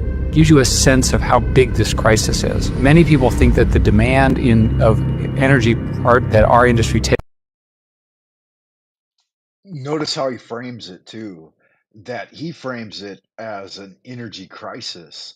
And their upshot, their ultimate solution is to eliminate all of the carbon that requires energy that can be fed into their machine. So the basic call to action at this point is the total elimination of 90% of humanity, right? This is the underlying, read between the lines, the underlying thing about this entire drive, right? This transhumanistic drive is the complete and total elimination of the human element, all but the elite, right? Everyone else, all the useless eaters, the non essential workers are just whacked, right? Liquefied. Soylent Green for the ones who are still low level that are needed, right? That are mandatory, that are essential, so to speak. But look at these numbers, right? There's a very basic equation. It's 1%, basically 10% on some things. Needs to be there, and it needs to be quickly. People are planning 10 gigawatt data centers. Just to do the translation, an average nuclear power plant in the United States is 1 gigawatt. Okay, so 10 gigawatt and an average nuclear reactor is 1 gigawatt, right? So you'd need 10 reactors for every gigawatt, right? How many nuclear power plants can we make in 1 year while we're planning this 10 gigawatt data center? Gives you a sense of how big this crisis is. The Chinese can do it a lot faster, man. They've figured out how to make systems, honeycomb systems that create much more power than the West. So that's one thing that the Great Beehive has done well. The anthill. Many people think that the demand of energy part that our industry takes will go from 3% to 99% of total generation. One of the estimates that I think is most likely is that data centers will require an additional 29 gigawatts of power by 2027. And these are some interesting numbers. Let's look at the first one. A sense of how big this crisis is. Many people think that the demand of energy part that our industry takes will go from 3% to 90%. Look at that number right there. What does that mean to you? 3 into 99 gives you 333s, doesn't it? Right? The 100-day challenge. 3 33rd degree level masons. A little shout out, isn't it? Little hook hand, little hook nose, balding, receding hairline. Give him a little shout.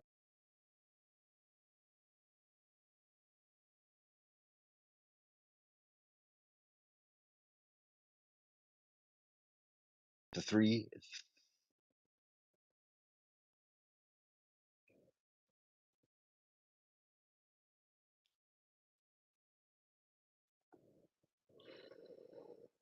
The 333, man. That's dark magic right there. 9% of total generation. One of the estimates that I think is most likely is that data centers will require an additional 29 gigawatts of power by 2027 and 67 more gigawatts by 2030. Gives you a sense of the scale that we're talking. These things are industrial at a scale I have never seen in my life. It's crazy, bro. Yeah, I don't know how they think it's going to be achievable, let alone sustainable. That dude that founded Oculus, he started this company. It's pretty genius. Yeah, it's neither achievable nor sustainable, and they're not interested in either, right? Achievability nor sustainability. It's just what it is. It is what it is, y'all. Ani Yahava. Ani Yahava. I don't think this is working, man. I'm going to cancel it out and see if I stay connected. Am I still connected? Can you hear me out in Happy Land?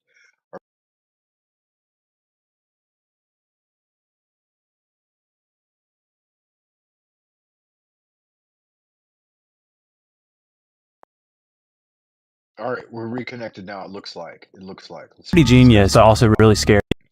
Dongwer, look at that. Look at that fur, man. This guy's growing. Look at them dreads. He's working on some dreads.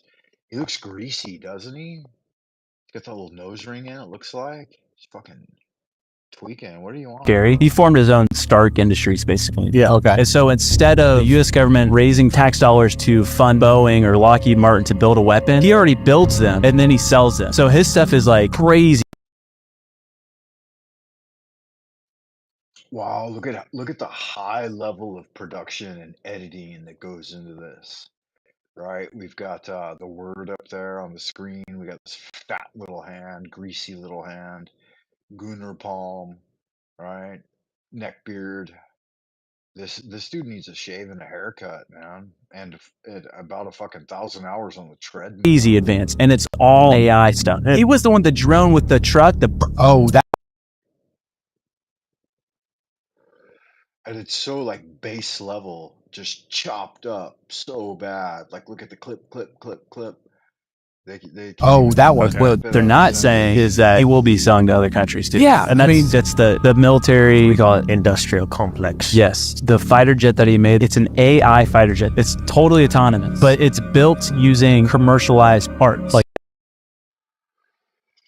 Wow, this is like the lowest level of programming and cut so rapidly. And this is what the kids are listening to, man. 30-second clips of this shit all day long. It's really, really bad, man. You guys need to take a moment to stand up, move around your room, relax, command yourself to relax, right? Think about reflection on the Lord thy God, who art in heaven, hallowed be thy name. Kingdom come and all of that, power and glory. Rub your chest, touch your heart center, lean back a little bit, rotate your hips, rub your knees if you like, rub your face a bit. I hope you guys can hear me, man. I hope I'm still transmitting because you need to take a deep breath in. Hold for a moment and relax. Command yourself to relax. Command yourself to go over to buymeacoffee.com/Frank Monday and pull a something something in the tip jar. A $5, a 20, a grant, a Benjamin. You know what I like? I like to see old Benny Boy sliding in there one time. Appreciate y'all. Good looking, sexy people. Keep on keeping on looking out for another brother from another mother. Restream allows you to restream. And you can restream this to your channel, man. You guys can definitely fucking load your ass up some of this soul. A whistleblower who worked inside OpenAI was about to testify, then ended up dead. His name was Sujir Balaji, and he was a 26-year-old engineer who worked at OpenAI, the company behind ChatGPT. He quit after discovering what he believed were crimes committed by the company, crimes he needed to expose. So he was preparing to testify in a massive lawsuit. On the machine that lies. Ooh, no right entertainment. Basically, on the stream, the machine lies. We're taking so we talk about the lies of the machine on the machine that lies. Ooh, no right entertainment. Basically, on the stream, the machine lies. We're taking a very critical look at technology. So the reason we're doing that is because we're looking at the medium that is used to communicate, right, and transmit information, right? We don't think that any form of mediation is neutral, right, but it's laden with values. And so I think that the well has been polluted by technology. So obviously we take a critical look at technology, right? Okay, we're looking at different concepts in relation to technology, right? In terms of philosophy, right? And in terms of religion. Now, that is one of the main purposes of the show, is that we really look at where technology and religion, science, and spirituality, where those things intersect, right? Because there's a crisis of the modern world in which there's a majority of the modern world is religious people. Their mindset is secular, and the means they employ are secular. We're living in a post-liberal, post-human, post-geological age, right? So we're talking about the death of liberalism, the rise of the world technological system. Now, we do think that, okay, there's a considerable level of externalization of the ego, okay, and mediation of ourselves through the means we employ. So obviously, we shape tools, but the tools we use shape us, right? So that's one of the main things we're trying to get across on the show, is how technology changes human psychology. If you question the means you employ and what the objective factors of power are in our age, right, then that's the most important question you can ask, right? That's the most critical stance you could actually take, right? Like, most people don't question, how or what means they use to question, to ask the question itself, right? So we're actually taking a critical look at technology, right, as a primary form of communication, as an objective factor of power in our age, right? And we think that basically we're assuming that a lot of the stuff that we see through this medium is totally made up, right, fabricated, and that is based on the fact that it is artifice. It's produced by a machine, right? So we talk about the lies of the machine on the machine that lies.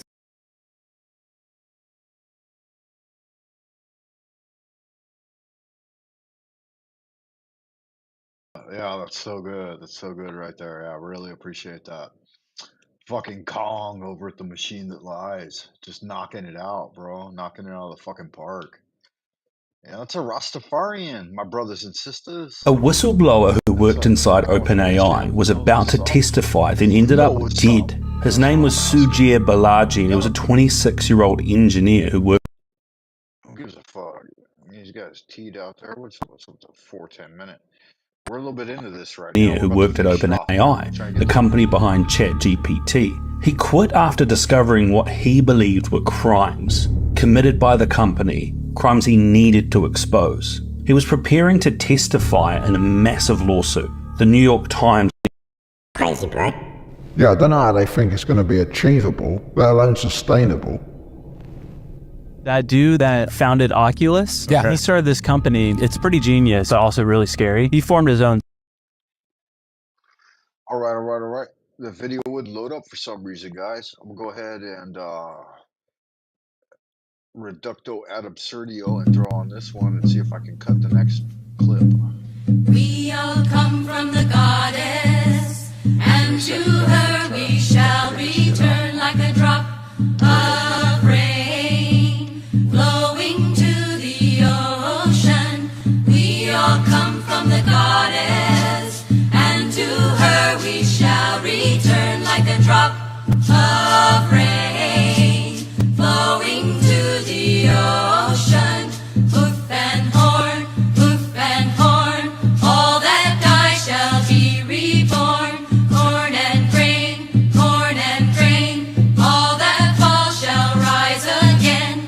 We all come from the goddess, and to her we shall return like a drop of rain flowing to the ocean.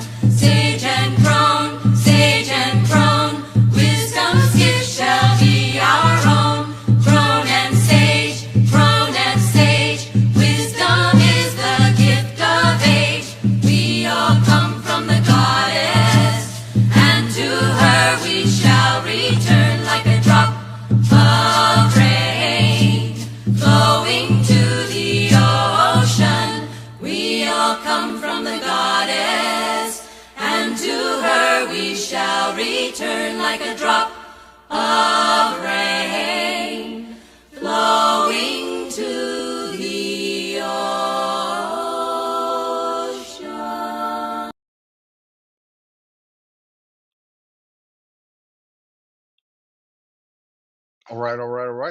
All right. Y'all good looking sexy people still out there in Happy Land. Good to see you. Thanks for tuning in. I appreciate you hitting the like button and subscribing to the channel and doing all that happy horse shit that makes YouTube's algorithms bark like Pavlov's dog. This is Frank Monday coming to you from the central kingdom of the celestial dragon, Twilight Zone Old Peking, far behind the bamboo firewall, coming at you once again like Finnegan. So if you have a yen to expand your kin, then let's fucking get zen. Let's get into it, man. Me, you, and the other guy, right? Me, myself, and I, we are here to provide you with the very best stimulating, titillating, invigorating conversations you can find on the internet. And we're doing all that thanks today with StreamYard. No, it's not StreamYard, it's Restream. It's the Restream free account. So if you don't have one, get one. And make sure you tell them Frank Monday sent you, right? Because I'm the one that had some fun and made you pull the trigger on that gun. And all y'all. A whistleblower who worked inside OpenAI was about to testify, then ended up dead. His name was Sujir Balaji, and he was a 26-year-old engineer who worked at OpenAI, the company behind ChatGPT. He quit after discovering what he believed were crimes committed by the company, crimes he needed to expose. See that? Isn't that very strange? That would not load that way. I'm gonna delete it and try to upload the next one and see how that works out for us. Okay, my movie 4, my movie 5. See if it's small enough. Yeah, it looks like it's good to go.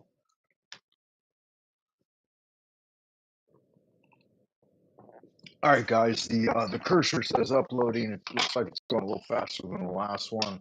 We'll pick up where we left off, though, on Israel regards the meaning of magic. The phenomena is hardly dissimilar to that of a few centuries ago, when religion formal religion of the churches was the recipient of this obeisance and respect. For many people, science has now become their intellectual keynote, by whose measuring rod, despite their own personal neuroses and moral defects, all things whatsoever are ruled, accepted, or rejected. Pursuits no matter of which temporarily are not popularly favored, even though in them lies the hope for the spiritual advancement of the world, or subjects which do not possess the sanction of those who are the leading lights in the scientific world, are apt thus to receive as their lot neglect and gross misunderstanding. When many folk are introduced to magic, for instance, their first reaction is either one of stock fear and horror, or else we are greeted by a smile of the utmost condescension. And our video has loaded. Yeah, who gives a fuck? Haters gonna hate. Trolls gonna troll. Give a fuck about their condescension. Don't matter. Don't matter one way or the other. See if this motherfucker will play. Play the video. Every American needs to know about this guy and his company. Palmer Luckey is building what many consider to be the most advanced defense company in the world. Alright, this is where we left off. Supposedly this guy's building fucking hive drones that are gonna eliminate humanity. Let's see. I think they already got that shit figured out, man, about 50, 60 years ago with heat-seeking missiles. Ain't nothing new under the sun, baby. Every American needs to know about this guy and his company. Palmer Luckey is building what many consider to be the most advanced defense company in the world. Anduril develops AI military technology, like Fury, a product that will likely change warfare forever. Fury is a fully autonomous fighter jet. That means no cockpit, no pilot, and no remote control. It can scout, strike, and survive all on its own in the most dangerous airspaces. Think of it as an F-16 that... Yeah, that doesn't matter much, man. An F-16, an autonomous F-16, and it'll seek everything has limited fuel. You're talking about vast distances. It's that's not that powerful. It's like a flying AK-47, it's not a big fucking deal. Or I mean, wouldn't you rather a Moab, a bunker buster, or an ICBM to be targeting your potential client? All right. How much better is this than what has gone before? I think it's a downgrade, if anything. Like TML, the machine that lies, he calls them flying lawnmowers.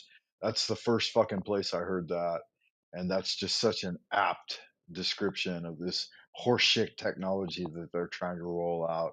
It seems so second rate, to what even 50, 60 years ago was going on. 16 that just makes its own decisions. As of right now, they're designing it to fight alongside fighter jets that have pilots. This way Fury can take the lead and do all the damage before any manned jets need to even get involved. Anduril's bet is that autonomous defense systems will dominate warfare. And that's why they're operating like a Silicon Valley startup, to be able to ship products faster than any other company or country. That's fucking incredible, but terrifying. Yeah, bro, we're fucked. We're gonna make physical robots. I disagree. I would counter and say that ain't shit. We were punching through the fucking energy egg and the waters above back in the 1960s, supposedly, right? And we had some very, very high tech shit. It just was never implemented on mass scale. Otherwise, it'd all be game over. So it's like, oh, you can create game over. You're all going to have a game over at some point. What does it matter if there are any other individuals around after that? Right? And so it's like you've got a ticking time clock of a sword of Damocles that's guaranteed to cut your fucking head off. But you should be worried that one day all of humanity's heads might be cut off. If you're a scientific materialism, then that absolutely amounts to complete nihilism and a zero sum equation. It doesn't fucking matter. It's absolute shit in the end, no matter which way you look at it. So to approach this from a scientific materialist, atheistic point of view is absolutely, completely asinine. It's a level of insanity that the average individual can't even fathom. They can't even figure this shit out. Look, these guys are just big old fucking neckbeard fatties drooling over microphones, man, and getting all clipped together by AI. It doesn't even matter. Instead of virtual robot. China just made Elon Musk's Neuralink look obsolete by helping paralyzed patients walk again within weeks of surgery. Here's the story. According to Shanghai's Fudan University research, Elon Musk's Neuralink assumes paralysis is permanent, but Chinese researchers implanted tiny electrode chips, creating a neural bypass in patients' brains and spines. Within 24 hours, all 4 patients could move legs that hadn't worked in years. Neuralink aims to connect brains to computers, therefore keeping patients dependent on technology. But China's approach reconnects the body's own neural pathways, triggering neural remodeling. Wow, notice the difference there. One is Black Mirror. I'm hooking you up to a subscription account, and the other is I'm hooking you back up to your original source, right? Um, and we've already known this for a while. Like, you don't have to use any specific type of means, but here's what I think is happening. I think here is the ultimate upshot of what's being said here is that they've been able to integrate here in China. They've been able to integrate both biological and cybergenetic systems in order to overset your own, like repairing a machine almost, even, right? A cybergenetic machine. Um, Whereas the the other guy, Elon Musk, and his neurochip implant is going to be a subscription-based system, so that it has to continue to update and function and connect with the internet in order to keep you alive. That's absolute Black Mirror, man. That's one of the episodes. I forget which one. It's the very latest season. I think season 6. So you should definitely check it out to get the reference there. Nervous system actually rewiring itself. Patients reported feeling warmth, sweat, and muscle contractions within weeks, therefore showing true nerve recovery. The lead scientist believes this could eventually free patients from device dependence altogether. This isn't just changing medicine, it's rewriting what's possible for millions told their condition was permanent. And so, they're going to do the other side. They're going to make real people really walk again, and yeah, probably make real robots. While Psyopolis over here, we're just going to make everybody live in a prompt world. Yeah, it's an interesting take. Do you think? Yeah, I mean, obviously, right? I mean, fuck. Is it even a question that they're creating that Black Mirror subscription-based service? I mean, the entire West is entirely entrained into it too, as well. Whereas over here, we're not necessarily under that same system of entrainment, right? The majority of our engagements, I think, attention payments are done through productive engagement in like the functioning aspects of society, and I think with some sense of fulfillment in what you're doing. But yeah, that's just me. That's my opinion, and everybody's got an opinion, right? They're all like assholes. There's Everyone has one. They all stink, and everybody has one. But there's not necessarily there's an ass for every seat, but there isn't necessarily a seat for every ass, right? So there you have it. There it is there. That's the equation that breaks it all down. So that's what else is going on the outsides of Psyopolis. Because, you know, they have their own Psyop, the Chinopolis. And over here in Psyopolis, yeah, it's a little different. That's amazing. We won't get them here, bro. They'll use them to disconnect our brains.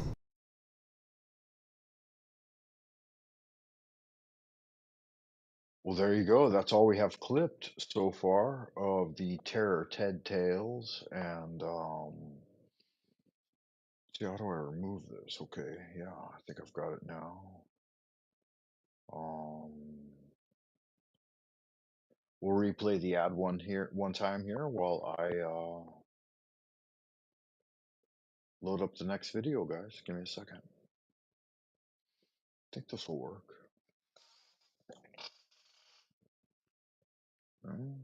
So we talk about the lies of the machine on the machine that lies. Ooh, all right, entertainment. Basically, on the stream, The Machine Lies, we're taking a very critical look at technology. So the reason we're doing that is because we're looking at the medium that is used to communicate, right, and transmit information, right? We don't think that any form of mediation is neutral, right, but it's laden with values. And so I think that the well has been polluted by technology. So obviously we take a critical look at technology, right? Okay, we're looking at different concepts in relation to technology, right? In terms of philosophy, right? And in terms of religion. Now, that is one of the main purposes of the show, is that we really look at where technology and religion, science, and spirituality, where those things intersect, right? Because there's a crisis of the modern world in which there's a majority of the modern world is religious people. Their mindset is secular, and the means they employ are secular. We're living in a post-liberal, post-human, post-geological age, right? So we're talking about the death of liberalism, the rise of the world technological system. Now, we do think that, okay, there's a considerable level of externalization of the ego, okay, and mediation of ourselves through the means we employ. So obviously, we shape tools, but the tools we use shape us, right? So that's one of the main things we're trying to get across on the show, is how technology changes human psychology. If you question the means you employ and what the objective factors of power are in our age, right, then that's the most important question you can ask. Right, that's the most critical stance you could actually take, right? Like, most people don't question, how or what means they use to question, to ask the question itself, right? So we're actually taking a critical look at technology, right, as a primary form of communication, as an objective factor of power in our age, right? And we think that basically we're assuming that a lot of the stuff that we see through this medium is totally made up, right, fabricated, and that is based on the fact that it is artifice. It's produced by a machine, right? So we talk about the lies of the machine on the machine that lies. That's right. There it is there. I can appreciate that. I hope you can as well. Make sure you guys check me out on Buy Me a Coffee and do the thing. Hit the button, like, subscribe, all that happy horse shit that makes YouTube's algobots bark like Pavlov's dog. Let me check it out here, guys. I got to check the video storage, upload a new video, scan across the desktop. Hope this is the one. Click the button, do the thing, hit the likes, leave a comment. Come back later and leave a comment. Share the channel out to one of your friends, whoever and wherever you think someone might be interested. Yeah, I don't know. It is what it is. It's old Frank Monday hanging out on a Monday, chilling like a villain, able and willing, trying to get the goods out to you guys. Because when you put the jelly in my donut, I keep my nose to the grindstone. Oh, I got a little lead in my pencil. I can be rolling with the punches. And when pep is in my step, I be doing good magic, baby. Just like you, me, and everybody. The other guy processing. Okay, our video is processing. We just watched the intro to The Machine Lies. That's the 60-second elevator pitch. And I think it's good magic, man. I think I cut it up right. I cut it up. I put it in the wood chopper. Big clopper. Bring in the noise. Okay, so about 6 years ago or so, Google bought Nest. Right. Now, some people know that, but what they don't know is that about a year or two later,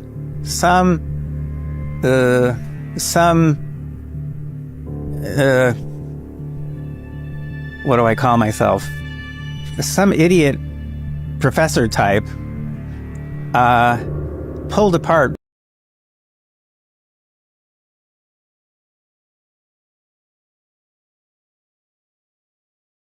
Okay, so about 6 years ago or so, Google bought Nest. Right. Now, some people know that, but what they don't know is that about a year or two later,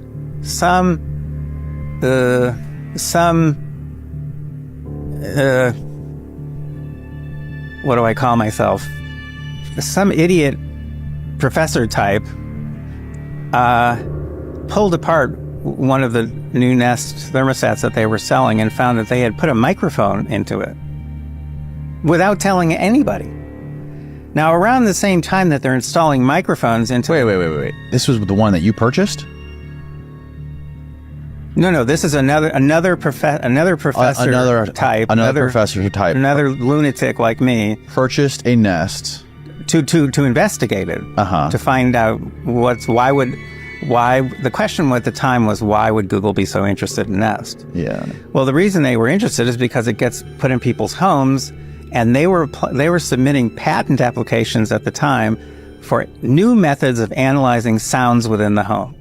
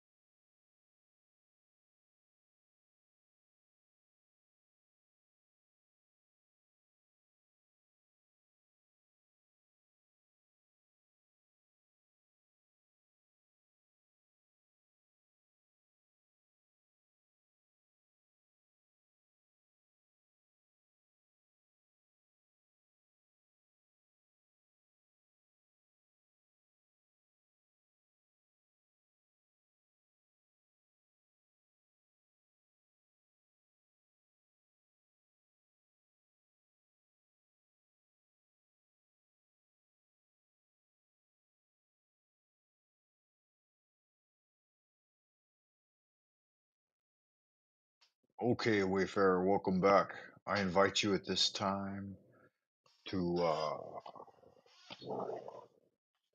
stand up, stretch your legs, go for a bit of a walkie-walkie. Let's see what's going on here.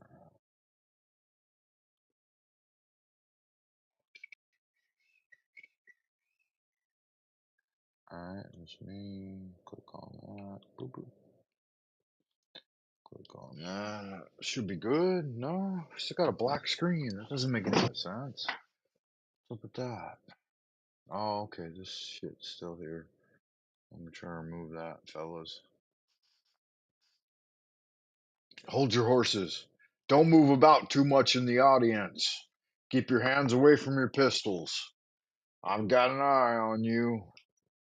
You fellas out there in the front row, don't be throwing any horse dung or cow patties up here on stage. We got a good little show for y'all tonight. Let's make sure it's going to load up correct like. Put it in the docket queue thing and make sure it happens. What we got here? Why isn't it there? Okay, there it is there. Still processing. Jesus Christ in heaven. 30 seconds says. So it's going to be 30 seconds, y'all. Just keep y'all goats corralled, your chickens in the hen house, and your pigs in their pen.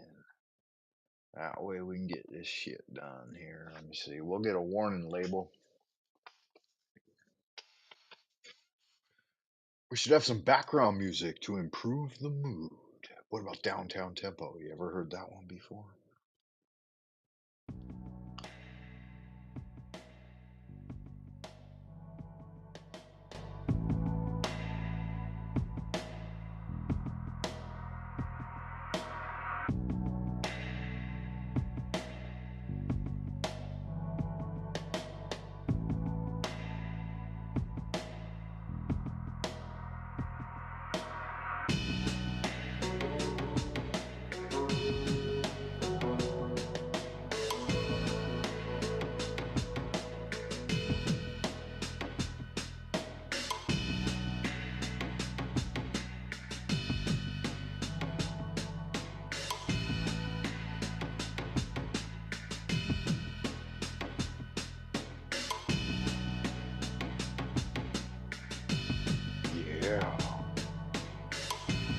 Cruising.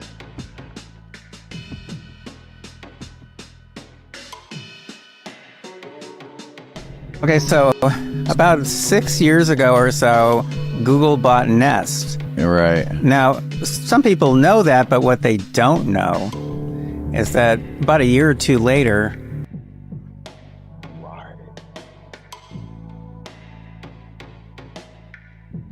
Cruising.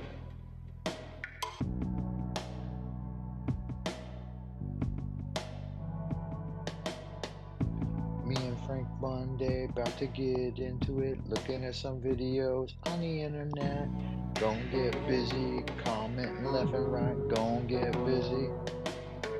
Just for me tonight. FM radio coming in on your headset, broadcasting across the planet from all four directions.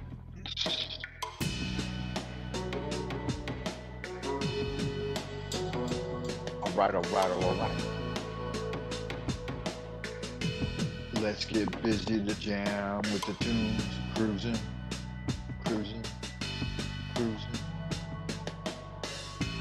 Me and you cruising down the highway, baby.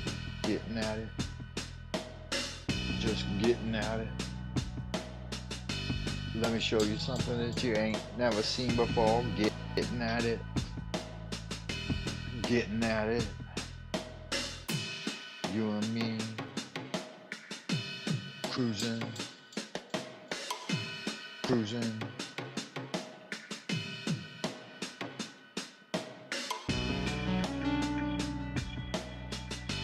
All the freak babies out in the scene. Are you ready to see what's going down? You and me, baby, cruising around town. Cruising. You and me, baby, about to get into it. Cruising. I came across internal documents after speaking with 200 people, and I figured out that Apple was investing, by 2015, $55 billion a year into China. So $55 billion is... $55 billion is per year. That's the... I came across internal documents after speaking with 200 people, and I figured out that Apple was investing, by 2015, $55 billion a year into China. So $55 billion is... $55 billion is per year. That's the investment. A lot of that is training costs for the employees in China. And the number of employees, like per Tim Cook's public estimate, right, is 3 million people are... 55 billion. Yeah, we were 30 seconds into this clip. And we got this guy here. He's got a nice coat on. You got Sackhead over here on the left, Terror Ted on the right, and we are doing a reaction to a reaction video here on a Monday morning for you guys. Most of you guys, 9 a.m. or something along those lines. If you're on the West Coast or the East Coast of the United States of freedom, baby, America. Assembling iPhones and other Mac products in China. But these aren't just low level, like, it's a million people doing it. Lots of unskilled jobs, the ones that Howard Lutnick wants to bring back to America. Yes. Yep.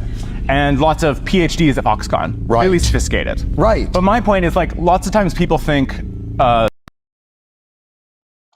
Oh my God. The absolute effeminateness of that expression. There was a King of the Hill cartoon where the dad like shakes hands with a politician and the guy has a limp wrist and he decides that he really can't do business with that kind of person, and he's like, you can't fucking squeeze a motherfucker's hand one time, you know what I'm saying, correctly. You didn't learn how to squeeze a hand.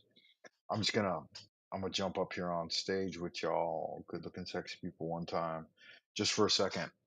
Like, if you can't shake a nigga's hand, I'm gonna slap you in the mouth. Is there something wrong with you where you can't shake a motherfucker's hands proper, like, give a little squeeze? Then you're a terrible person. Do you understand that? Do you understand how terrible you are? Good fucking God in heaven. Let's play the video. Okay, just Frank Money, just play it. There's great vocational training in China. The vocational school in China is Apple. They've trained all these workers. Yes, they've done a huge job. So let me just put the 55 billion in context. Please. I could not find any corporate equivalent for how much someone is investing in another country. So I had to go to government efforts. So you look at something like the CHIPS Act, right? Biden's flagship plan, let's bring chip fabrication back to America. That's 53 billion over 4 years. All right. Yeah, he seems exhausted talking about it, right? And you have to like the emotional intent. Imagine if you said all of that in a neutral tone. Okay, so Apple is investing 55 billion a year in training for the production of technology in China to be sold in America. Whereas America itself is investing 53 billion over 4 years into chip training or technology training for Americans, which are not even likely to be Americans. They're likely to be illegal immigrants, right? And undocumented workers, because you have to compete with that. The power elite in the United States has absolutely and always set themselves on a foundation of illegal labor in the United States in order to be the most profitable in any given district. And this drives out anybody who would play by fair means and employ local people at the relevant wages. And so the entire grassroots structure is always eroded by an elite egalitarian class that is able to bypass the laws with not even their own money, but with money that is borrowed from banks and government that also borrow money in money creation. And this entirely saps off the lower actual labor classes endowment over time endlessly, so that they're always disenfranchised and always losing and cannot accumulate generational wealth. So that's something you need to look into. And we got some little faggot, little limp wrist motherfucker punch you in the jaw, bitch. You're fucking just talking stupid shit. It doesn't even make any kind of sense, but we'll listen to it, entertain it nonetheless. See if we can put on level ground. That doesn't work. Let's try this. That doesn't work. Yeah, let's put little Frank Monday down in the corner one more time. Right? Another way of saying that Apple is investing quadruple what the Commerce Secretary called a once-in-a-generation investment in America. So that's nuts. And then you go back to... He's got some nice porcelains, huh? I wonder what he paid for those. You don't get a good looking girl like that for free, baby. Like that's just pure white, top and bottom. And it's an interesting thing to me too, because I think about the dark terror baby that took all the teeth. Do you guys remember that? I saw that on Papa Meat or Meat Canyon. Yeah, Papa Meat. He was talking about a r/no sleep Reddit that this kid had nightmares and his mom built him a doll like a sleep companion, and that motherfucker ate teeth like the tooth fairy in order to maintain its power to protect him from the demons and monsters in the ethereal plane. Really a good little tale. But look at this absolute fucking look at the setup too. Look at the illuminated dark black backdrop. Yeah, it's so fucking coded. Then you go back to the Marshall Plan, and you're thinking, okay, so maybe it's like half of the Marshall Plan, something like that. Like, that's going to be crazy. People are going to relate to that. So I take the Marshall Plan spending from 1948 to 1952, right? This is sort of like America saving Europe after the World War II. Yeah. And you convert it to 2015 dollars, and it's half the annual spending of what Apple's investing in China. This is $130 billion in 16 countries. 16 countries versus one. Isn't that who's that guy right there? Is that Jon Stewart? Is that who that is? Let me have a closer look at him. Motherfucking Jon Stewart, man, he has gone gray hardcore like all around. I wonder, he's probably close to the same age as me, maybe younger. Man, he looks like a 70-year-old man. That shit's sad. Look at me at 54 compared to him. And how old is he? Let's find out. How about you and me? I'm gonna go have a look. Why don't y'all get y'all's ass into standby mode? Be like, motherfucker, Frank Monday, where'd you go? And like, I'm checking the internet, baby. I'm looking up John Stewart, English philosopher. No, it's not who I want.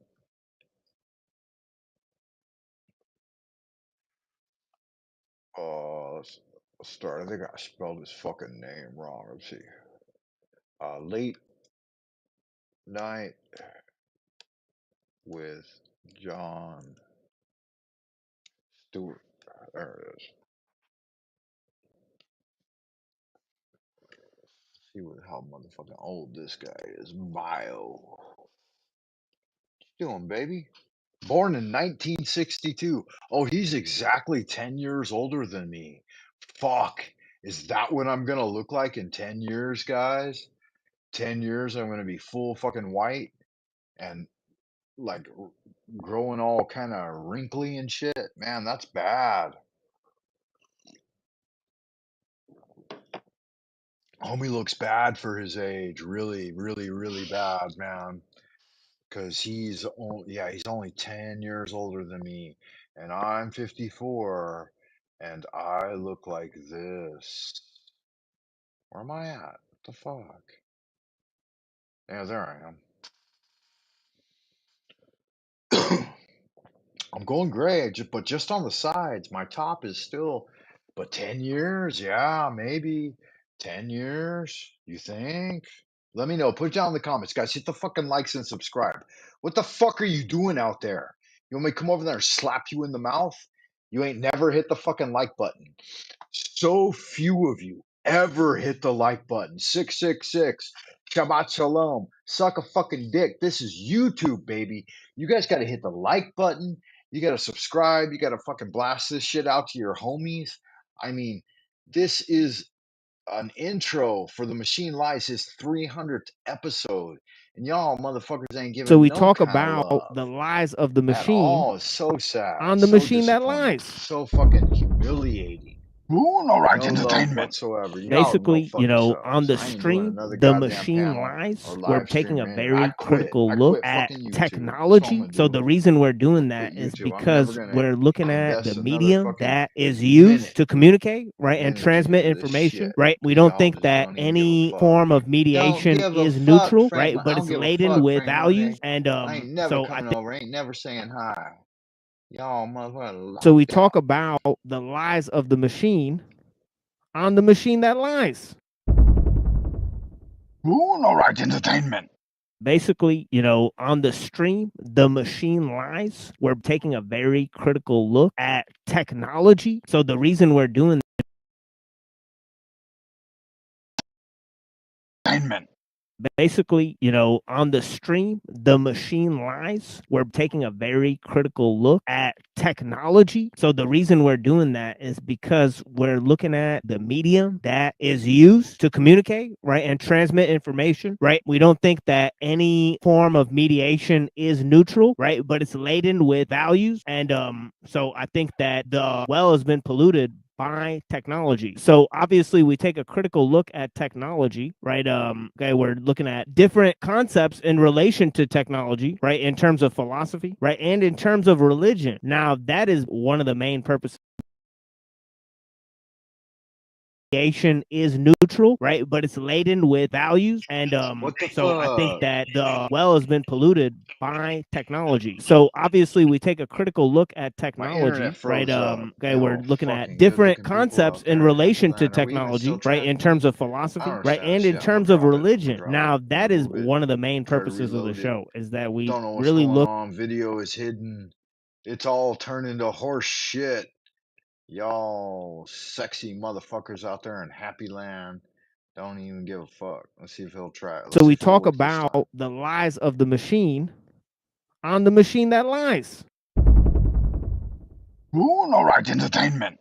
basically, on the stream, The Machine Lies, we're taking a very critical look at technology. So the reason we're doing that is because we're looking at the medium that is used to communicate, right, and transmit information, right? We don't think that any form of mediation is neutral, right, but it's laden with values. And so I think that the well has been polluted by technology. So obviously we take a critical look at technology, right? Okay, we're looking at different concepts in relation to technology, right? In terms of philosophy, right? And in terms of religion. Now, that is one of the main purposes of the show, is that we really look at where technology and religion, science, and spirituality, where those things intersect, right? Because there's a crisis of the modern world in which there's a majority of the modern world is religious people. Their mindset is secular, and the means they employ are secular. We're living in a post-liberal, post-human, post-geological age, right? So we're talking about the death of liberalism, the rise of the world technological system. Now, we do think that, okay, there's a considerable level of externalization of the ego, okay, and mediation of ourselves through the means we employ. So obviously, we shape tools, but the tools we use shape us, right? So that's one of the main things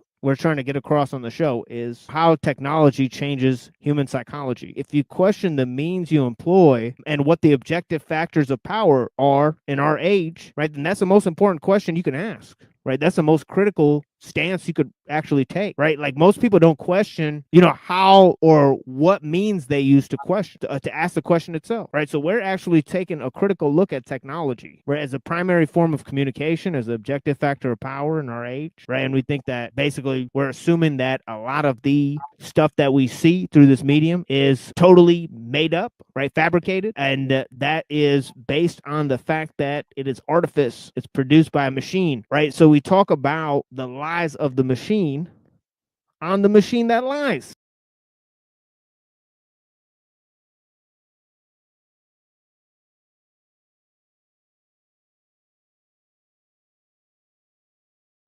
Yeah, that's good magic right there. I can appreciate that. I hope that y'all good looking, sexy people know what's up. You can appreciate that as well. Yeah, wait, well, fuck, we're going long into the night, man, and ain't nobody around, and ain't nobody checking me out on buymeacoffee.com/Frank Monday. Put a little something, something in the tip jar, begging for shekels. I'm on my hands and knees, brother, begging for you to show some interest in the show tonight. Get on out there and make it right. Put a little something, something in the tip jar. They got 3 motherfucking songs on here, 3 motherfucking background tracks. Lo-fi, chill hop, and downtown tempo. What a fucking crock of shit, man. Ain't worth nothing. Y'all got to put something, something in the tip jar so I can fucking pay some bills and get this shit working. Like, actually do some kind of gnarly. Use the tools, load some videos. See what we got here.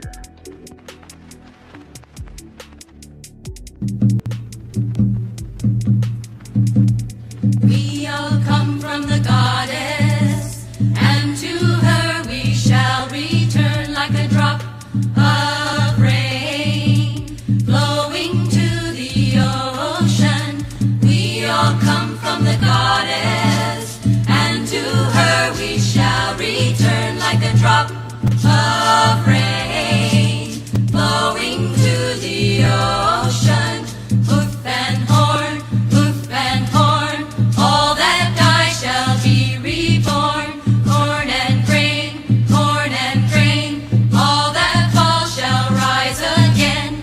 We all come from the goddess, and to her we shall return like a drop of rain flowing to the ocean. Sage and crone, wisdom's gift shall be our own. Crone and sage, wisdom is the gift of age. We all come from the goddess, and to her we shall return like a drop of rain flowing to the ocean. We all come from the goddess, and to her we shall return return like a drop of rain flowing to the ocean.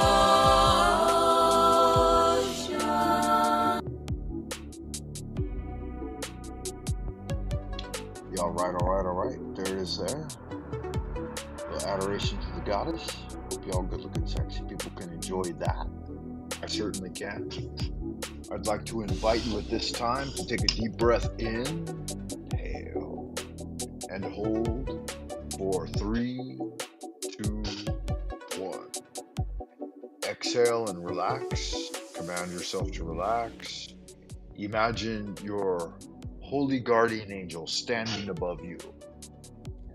Continue to breathe natural rhythmic breathing down to the lower dantian and even further down. Just go ahead and squat it out one time. And imagine all the while relaxation, greater and greater relaxation, like a wave of energy going down your body, relaxing everything, head and shoulders, spine, hips, legs, all the way out to the toes, everything relaxing.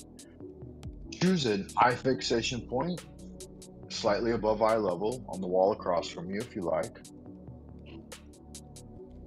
Take another deep breath in, focus on your eye fixation point. Hold and close your eyes and count 3, 2, 1. Exhale and relax. Gently open your eyes and reassume that eye fixation point on the wall in front of you. Get ready to do it again. Take another deep breath in.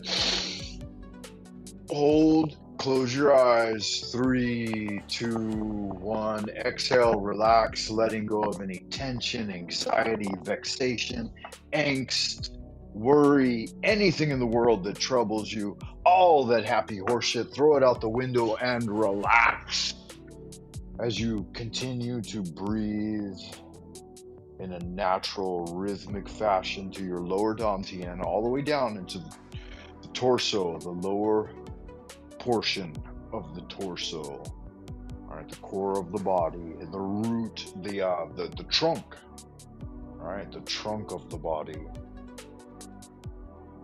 And think of the number 7 and relax. 6, getting more relaxed, going deeper into relaxation.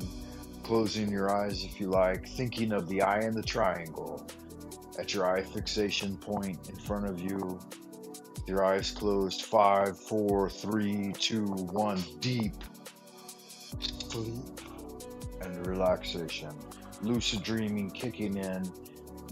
DMT released from the pineal gland. Eyes closed, teeth slightly clenched, tongue to the roof of the mouth. And in a state of absolute, complete relaxation. Now you can imagine that you're in the control center of the universe. Your entire universal egg, all the energies around you at your beck and command. And make any command at this time in this deep state of relaxation and enjoy and know that it can come true. The genie in the lamp has granted thee, listener, one wish in this state of deep relaxation. Go ahead and imagine seizing upon it in the future and know that it is yours. And thank you for joining me. And as I said, don't be afraid to go, listener, dear listener, Wayfarer, Wanderer, wherever you are, over to buymeacoffee.com/Frank Monday. And check out some of my essays. I'm supposed to write another essay at this point. I did say that I would do that, and I have to. It's like a requisite of work, you know what I mean? Just some shit you got to get done. But the one I do for you guys is one of love. The one I do for I came across internal documents after speaking with 200 people, and I figured out that Apple was investing, by 2015, $55 billion a year into China. So 55 billion is a year. 55 billion is per year. That's the investment. A lot of that is training costs for the employees in China. And the number of employees, like per Tim Cook's public estimate, right, is 3 million people are assembling iPhones and other Mac products in China.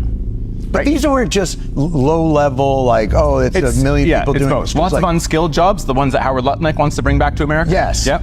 And lots of PhDs at Foxconn. Right. Really sophisticated. Right. But my point is, like, lots of times people think this next action this guy takes is so gay. I guess it's super cool to be gay though now, huh? Maybe gay is the way for many of you.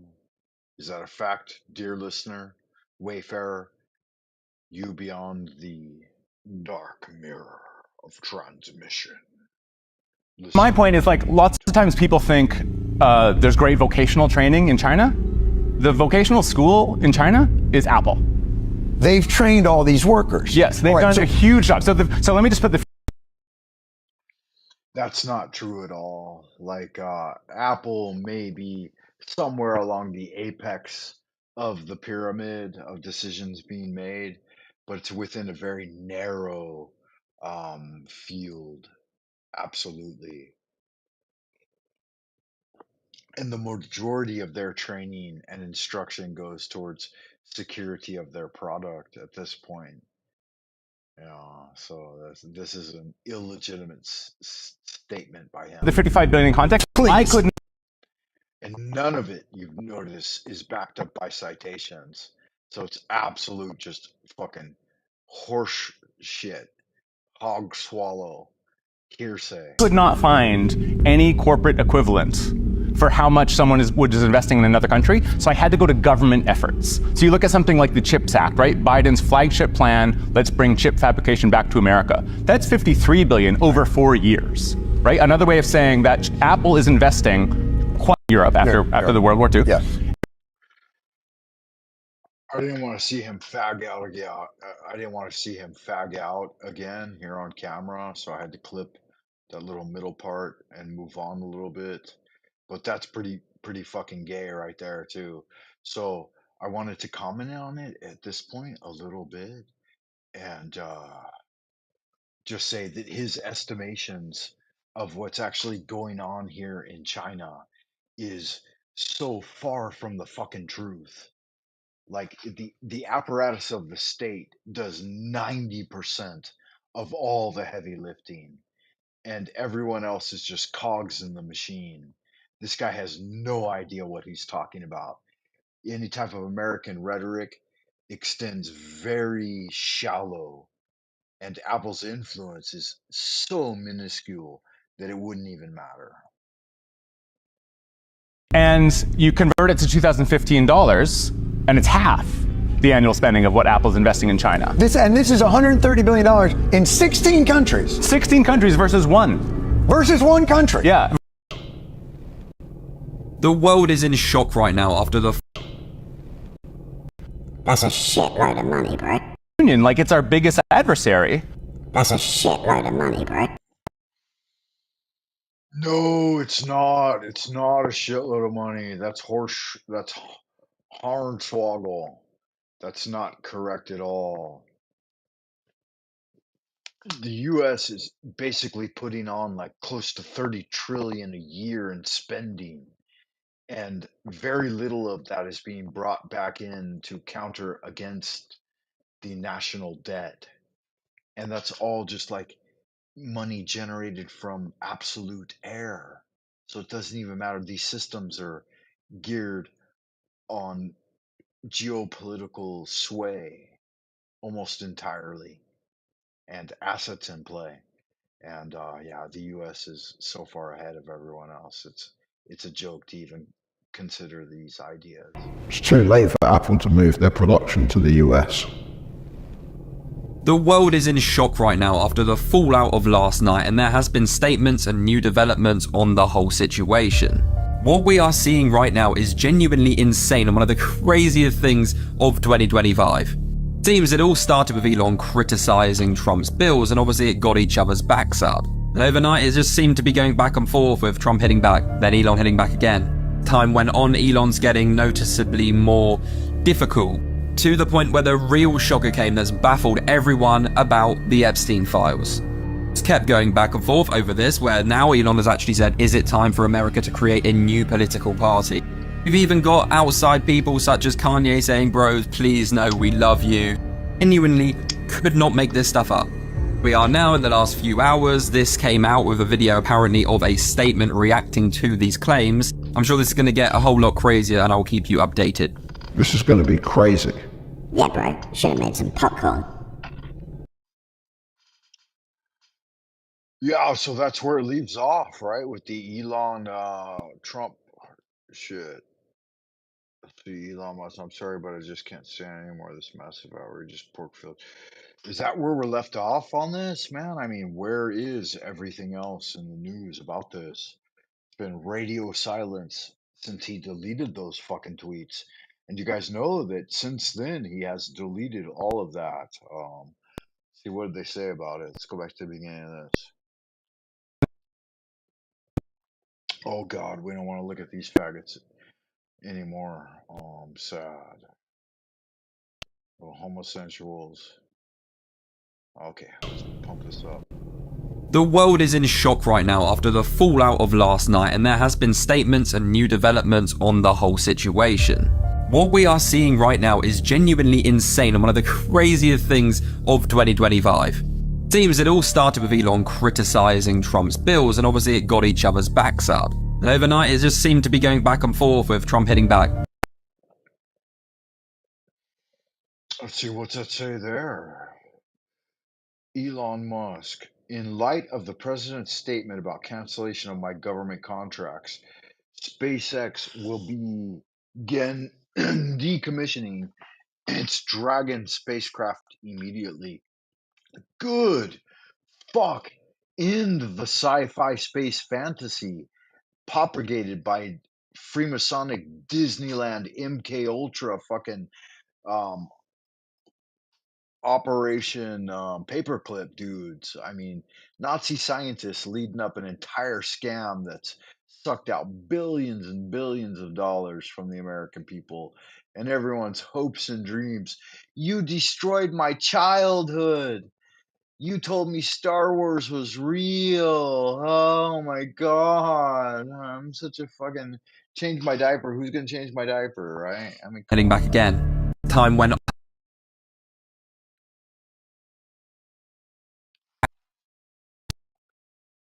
to be going back and forth. Let's see what Trump says.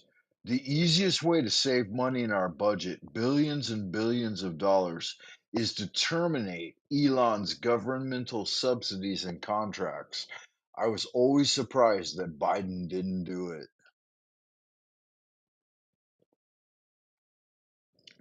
Trump's a big old badass. He just deflated him entirely. So nice. So powerful. And it's all theater, but it's fun theater. And it's good. And they fucking worked on this bit of theater that you're able to enjoy right now for a long fucking time before it started to play out. So you should have a little more gratitude. Back, then Elon heading back again. Time went on, Elon's getting noticeably more difficult, to the point where the real shocker came. There's back Notice dude's got his big fat head. everyone about the Epstein. No, that was nothing. Trump is in the Epstein files. Of course he is. He logged fucking flights on the Lolita Express. Just some jet a Mossad agent was using to fly around and talk a bunch of shit. And he didn't fuck no little girls though, man. That's what Epstein did. That's what some of these other motherfuckers did. But where are the receipts show anything? You got nothing. It's so fucking sad and insignificant. We saw all of this back in the 80s. We knew this shit was going down. And so the big point is this isn't new news, right? I was kept going back and forth over this, where now Elon has actually said, is it time for America to create a new political party?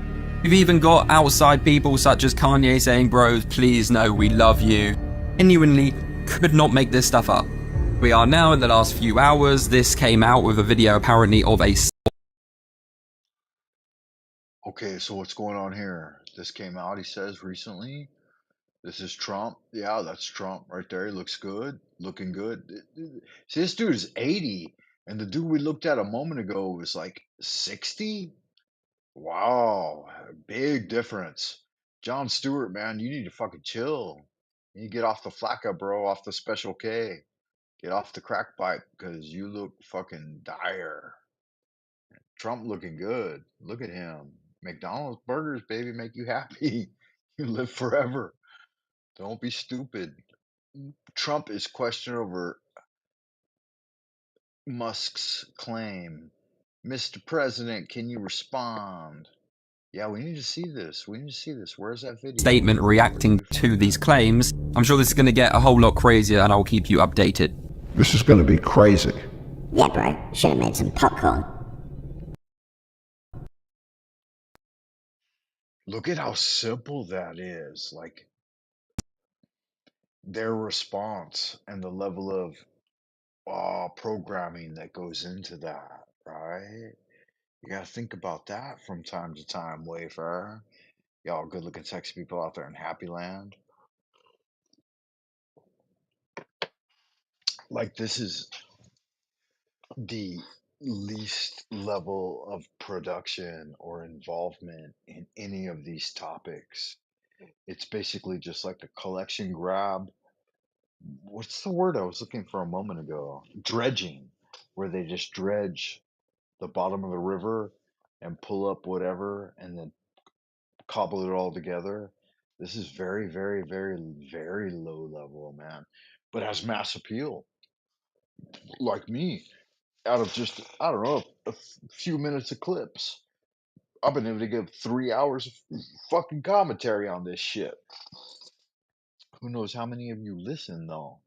And who knows how many of you get your ass over to buymeacoffee.com/Frank Money, pull a little something, something in the tip jar. Y'all good looking sex people. Check it out. Get it done. Get on top of it. Get over there. Because we are broadcasting to you from the central kingdom of the celestial dragon, Twilight Zone, Old Peking. Far behind the bamboo firewall. Wanderer, Wayfarer, Warrior, and Wizard. Wildcat alike, wherever you are, whoever you are, and whenever you receive this transmission, like and subscribe. Check us out on buymeacoffee.com and / I ain't a criminal, y'all motherfuckers. I'm just an average, everyday motherfucker trying to get it done. I'm trying to get you guys along with the show. Join the show. Check out the link. We're just about out of time for tonight, guys. Got to roll on into the abodes of the future. Let's play that old Machine Lies one more time. Get some good old groove on that. So we talk about the lies of the machine on the machine that lies. Ooh, all right, entertainment. Basically, on the stream, the machine lies. We're taking a very critical look at technology. So the reason we're doing that is because we're looking at the medium that is used to communicate, right, and transmit information, right? We don't think that any form of mediation is neutral, right, but it's laden with values. And so I think that the well has been polluted by technology. So obviously we take a critical look at technology, right? Okay, we're looking at different concepts in relation to technology, right? In terms of philosophy, right? And in terms of religion. Now, that is one of the main purposes of the show, is that we really look at where technology and religion, science, and spirituality, where those things intersect, right? Because there's a crisis of the modern world in which there's a majority of the modern world is religious people. Their mindset is secular, and the means they employ are secular. We're living in a post-liberal, post-human, post-geological age, right? So we're talking about the death of liberalism, the rise of the world technological system. Now, we do think that, okay, there's a considerable level of externalization of the ego, okay, and mediation of ourselves through the means we employ. So obviously, we shape tools, but the tools we use shape us, right? So that's one of the main things we're trying to get across on the show, is how technology changes human psychology. If you question the means you employ and what the objective factors of power are in our age, right, then that's the most important question you can ask, right? That's the most critical stance you could actually take, right? Like most people don't question, how or what means they use to question, to ask the question itself, right? So we're actually taking a critical look at technology, right, as a primary form of communication, as an objective factor of power in our age, right? And we think that basically we're assuming that a lot of the stuff that we see through this medium is totally made up, right, fabricated, and that is based on the fact that it is artifice. It's produced by a machine, right? So we talk about the lies of the machine on the machine that lies.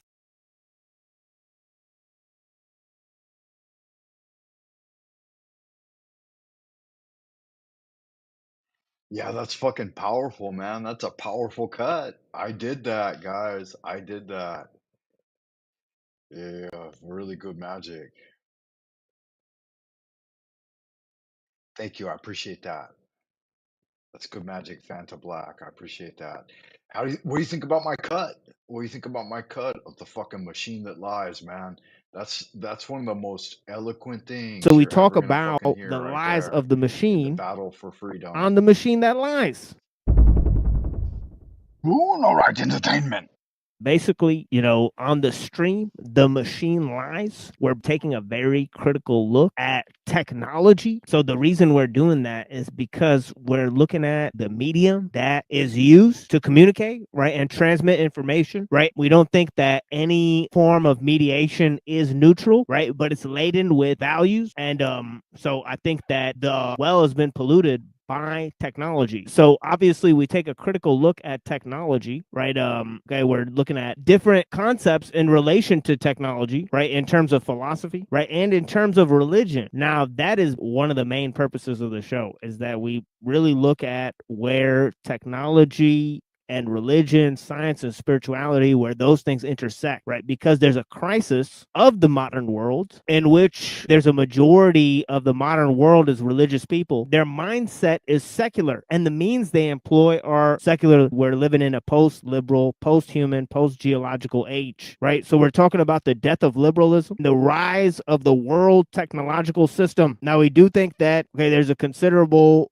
level of externalization of the ego, okay, and mediation of ourselves through the means we employ. So obviously, we shape tools, but the tools we use shape us, right? So that's one of the main things we're trying to get across on the show, is how technology changes human psychology. If you question the means you employ and what the objective factors of power are in our age, right, then that's the most important question you can ask, right? That's the most critical stance you could actually take, right? Like most people don't question, how or what means they use to question, to ask the question itself, right? So we're actually taking a critical look at technology, right, as a primary form of communication, as an objective factor of power in our age, right? And we think that basically we're assuming that a lot of the stuff that we see through this medium is totally made up, right, fabricated, and that is based on the fact that it is artifice. It's produced by a machine, right? So we talk about the lies of the machine on the machine that lies.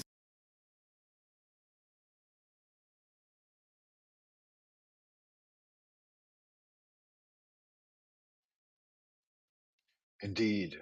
I think I clipped that just a little bit too shy, but I don't know. It seems to play out different here on my restream. Which, to be honest with you guys, if you've used any of the streaming platforms, restream is the worst among them.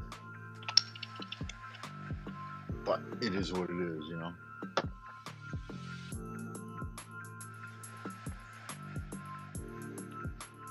Yeah, good magic. I can appreciate that.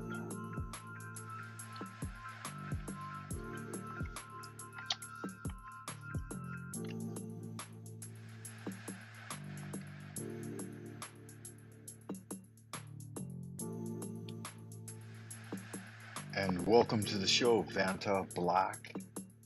If you would like to join, I think I put the link already in the ideas room here. Yeah, there it is. There you scroll back if you'd like to chime in. Let me know. Just stop by. Science is a word meaning knowledge. The kind of knowledge reduced to systematic order, by means of accurate observation experimentally carried out over a period of time.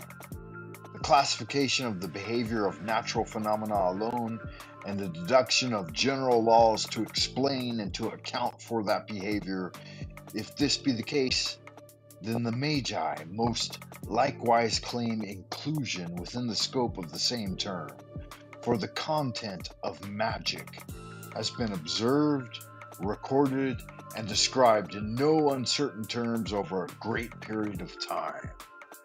And honestly, magic and astrology and astrotheology are the oldest sciences of mankind.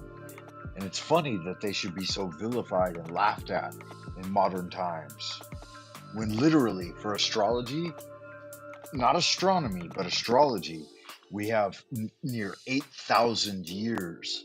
Like, this was one of the first concerns of the ancient Sumerians in cuneiform, was how are the stars influencing what's happening in our earthly relationships. This is a very ancient science. Yeah. If this be the case, the Magi must likewise, and though its phenomena are other than physical, being almost exclusively psychological and paradimensional in their effect, they are of course natural. General laws too have been evolved to account for and explain its phenomena. There you go. Yeah, good magic. Like, magic is a well delineated process. Let me explain it to you, if I may. I'll turn down that music a little bit, unless y'all are good looking, sexy people join me. The first principle is volantia. Put it right there in the chat box. And this in Chinese is called the yi, or intent. And the intent is the most basic principle of the I in the triangle. Can I fucking spell triangle? Yeah. So the imaginative process in the inner visualization. But the E is more than that. It's the apex of the pyramid. It's the absolute focal point, right? It's your immediate consciousness within this moment, in the right now, the all ever present now. This is the apex of the pyramid, the eye in the triangle. And from that, you move outward, right? And you have foundation. That's the first Sephiroth above Malkuth, Yesod, the foundation. And as you start to move into the foundation, you get into what is not within your direct command. So you have delineate three essential areas, right? The first area is what? The eye in the triangle, the apex, the immediate focus, the present moment, right? And the area of direct control.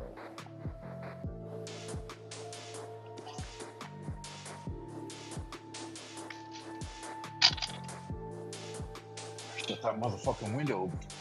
Yeah, so the area of direct control, the E in Chinese, or intent, and I spelled that wrong, it's okay. Intent.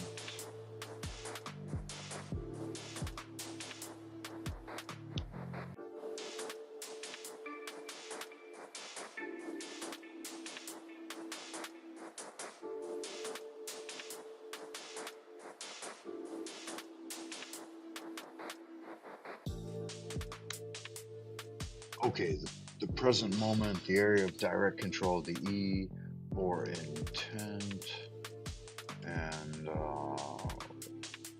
wizard's will. That makes sense. Yeah, so you've got we're moving up, yeah, or the apex of the pyramid. So the upper Dantian is the celestial Dantian, right? It's at the third eye center, and it represents the now, our immediate interaction with the now through the plasma force of the Yod He Vahe descending into the body, right? This is the intent or the wizard's will. As that intent, that Yud becomes He and Val in the body, then it descends into the realm of the life breath and to decreeism. Let me see how to go out. Volantia, the E. Okay, yeah, so the next one is decreeism.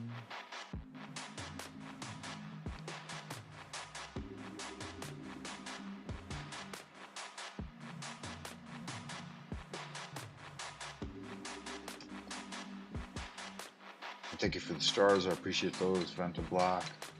Alright, so we got level 2. We got level 1. Bam, wow. Level 1. Volantia. Level 2. Decreeism. And level 3. Postism. Yeah, there. The first one was the E, the intention, the wizard's will. That's your immediate area of focus, your immediate area of control.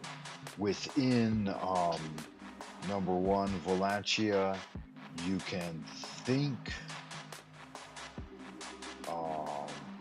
speak, and act. Those are the 3 things that are within your immediate area of control. Within area 2, decree is the outward projection, and it will account for the area of influence. Fuck, I can't type on this thing because it covers it. Area of influence and the subconscious mind. So that would be past, right? So if 1 is the inward forming and area of control, and then it's the conscious mind, right? And so the yeah, there you go. And then Posism. Posism is the third factor in all of these things. Where is it?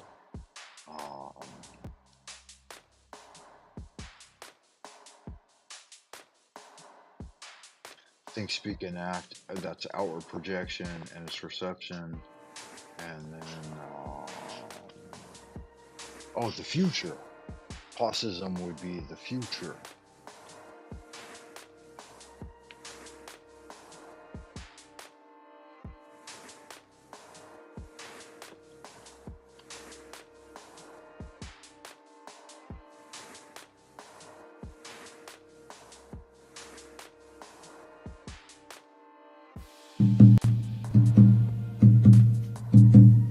We all come from the goddess, and to her we shall return.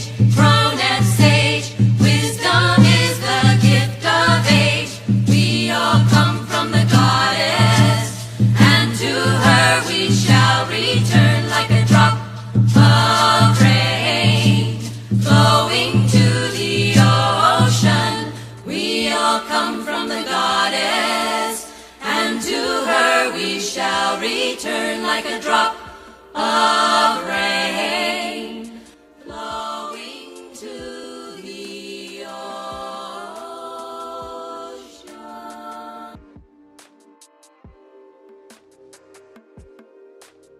There it is there. Good to see you. Vanta Black. Yeah, welcome back. Welcome back, Wayfarer.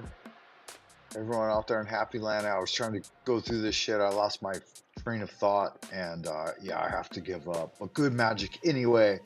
We're going into the third hour, man. I have to boost the channel. Y'all go look at sexy people out there in Happy Land. Check me out at Buy Me a Coffee. For show. I can appreciate that. Let's see.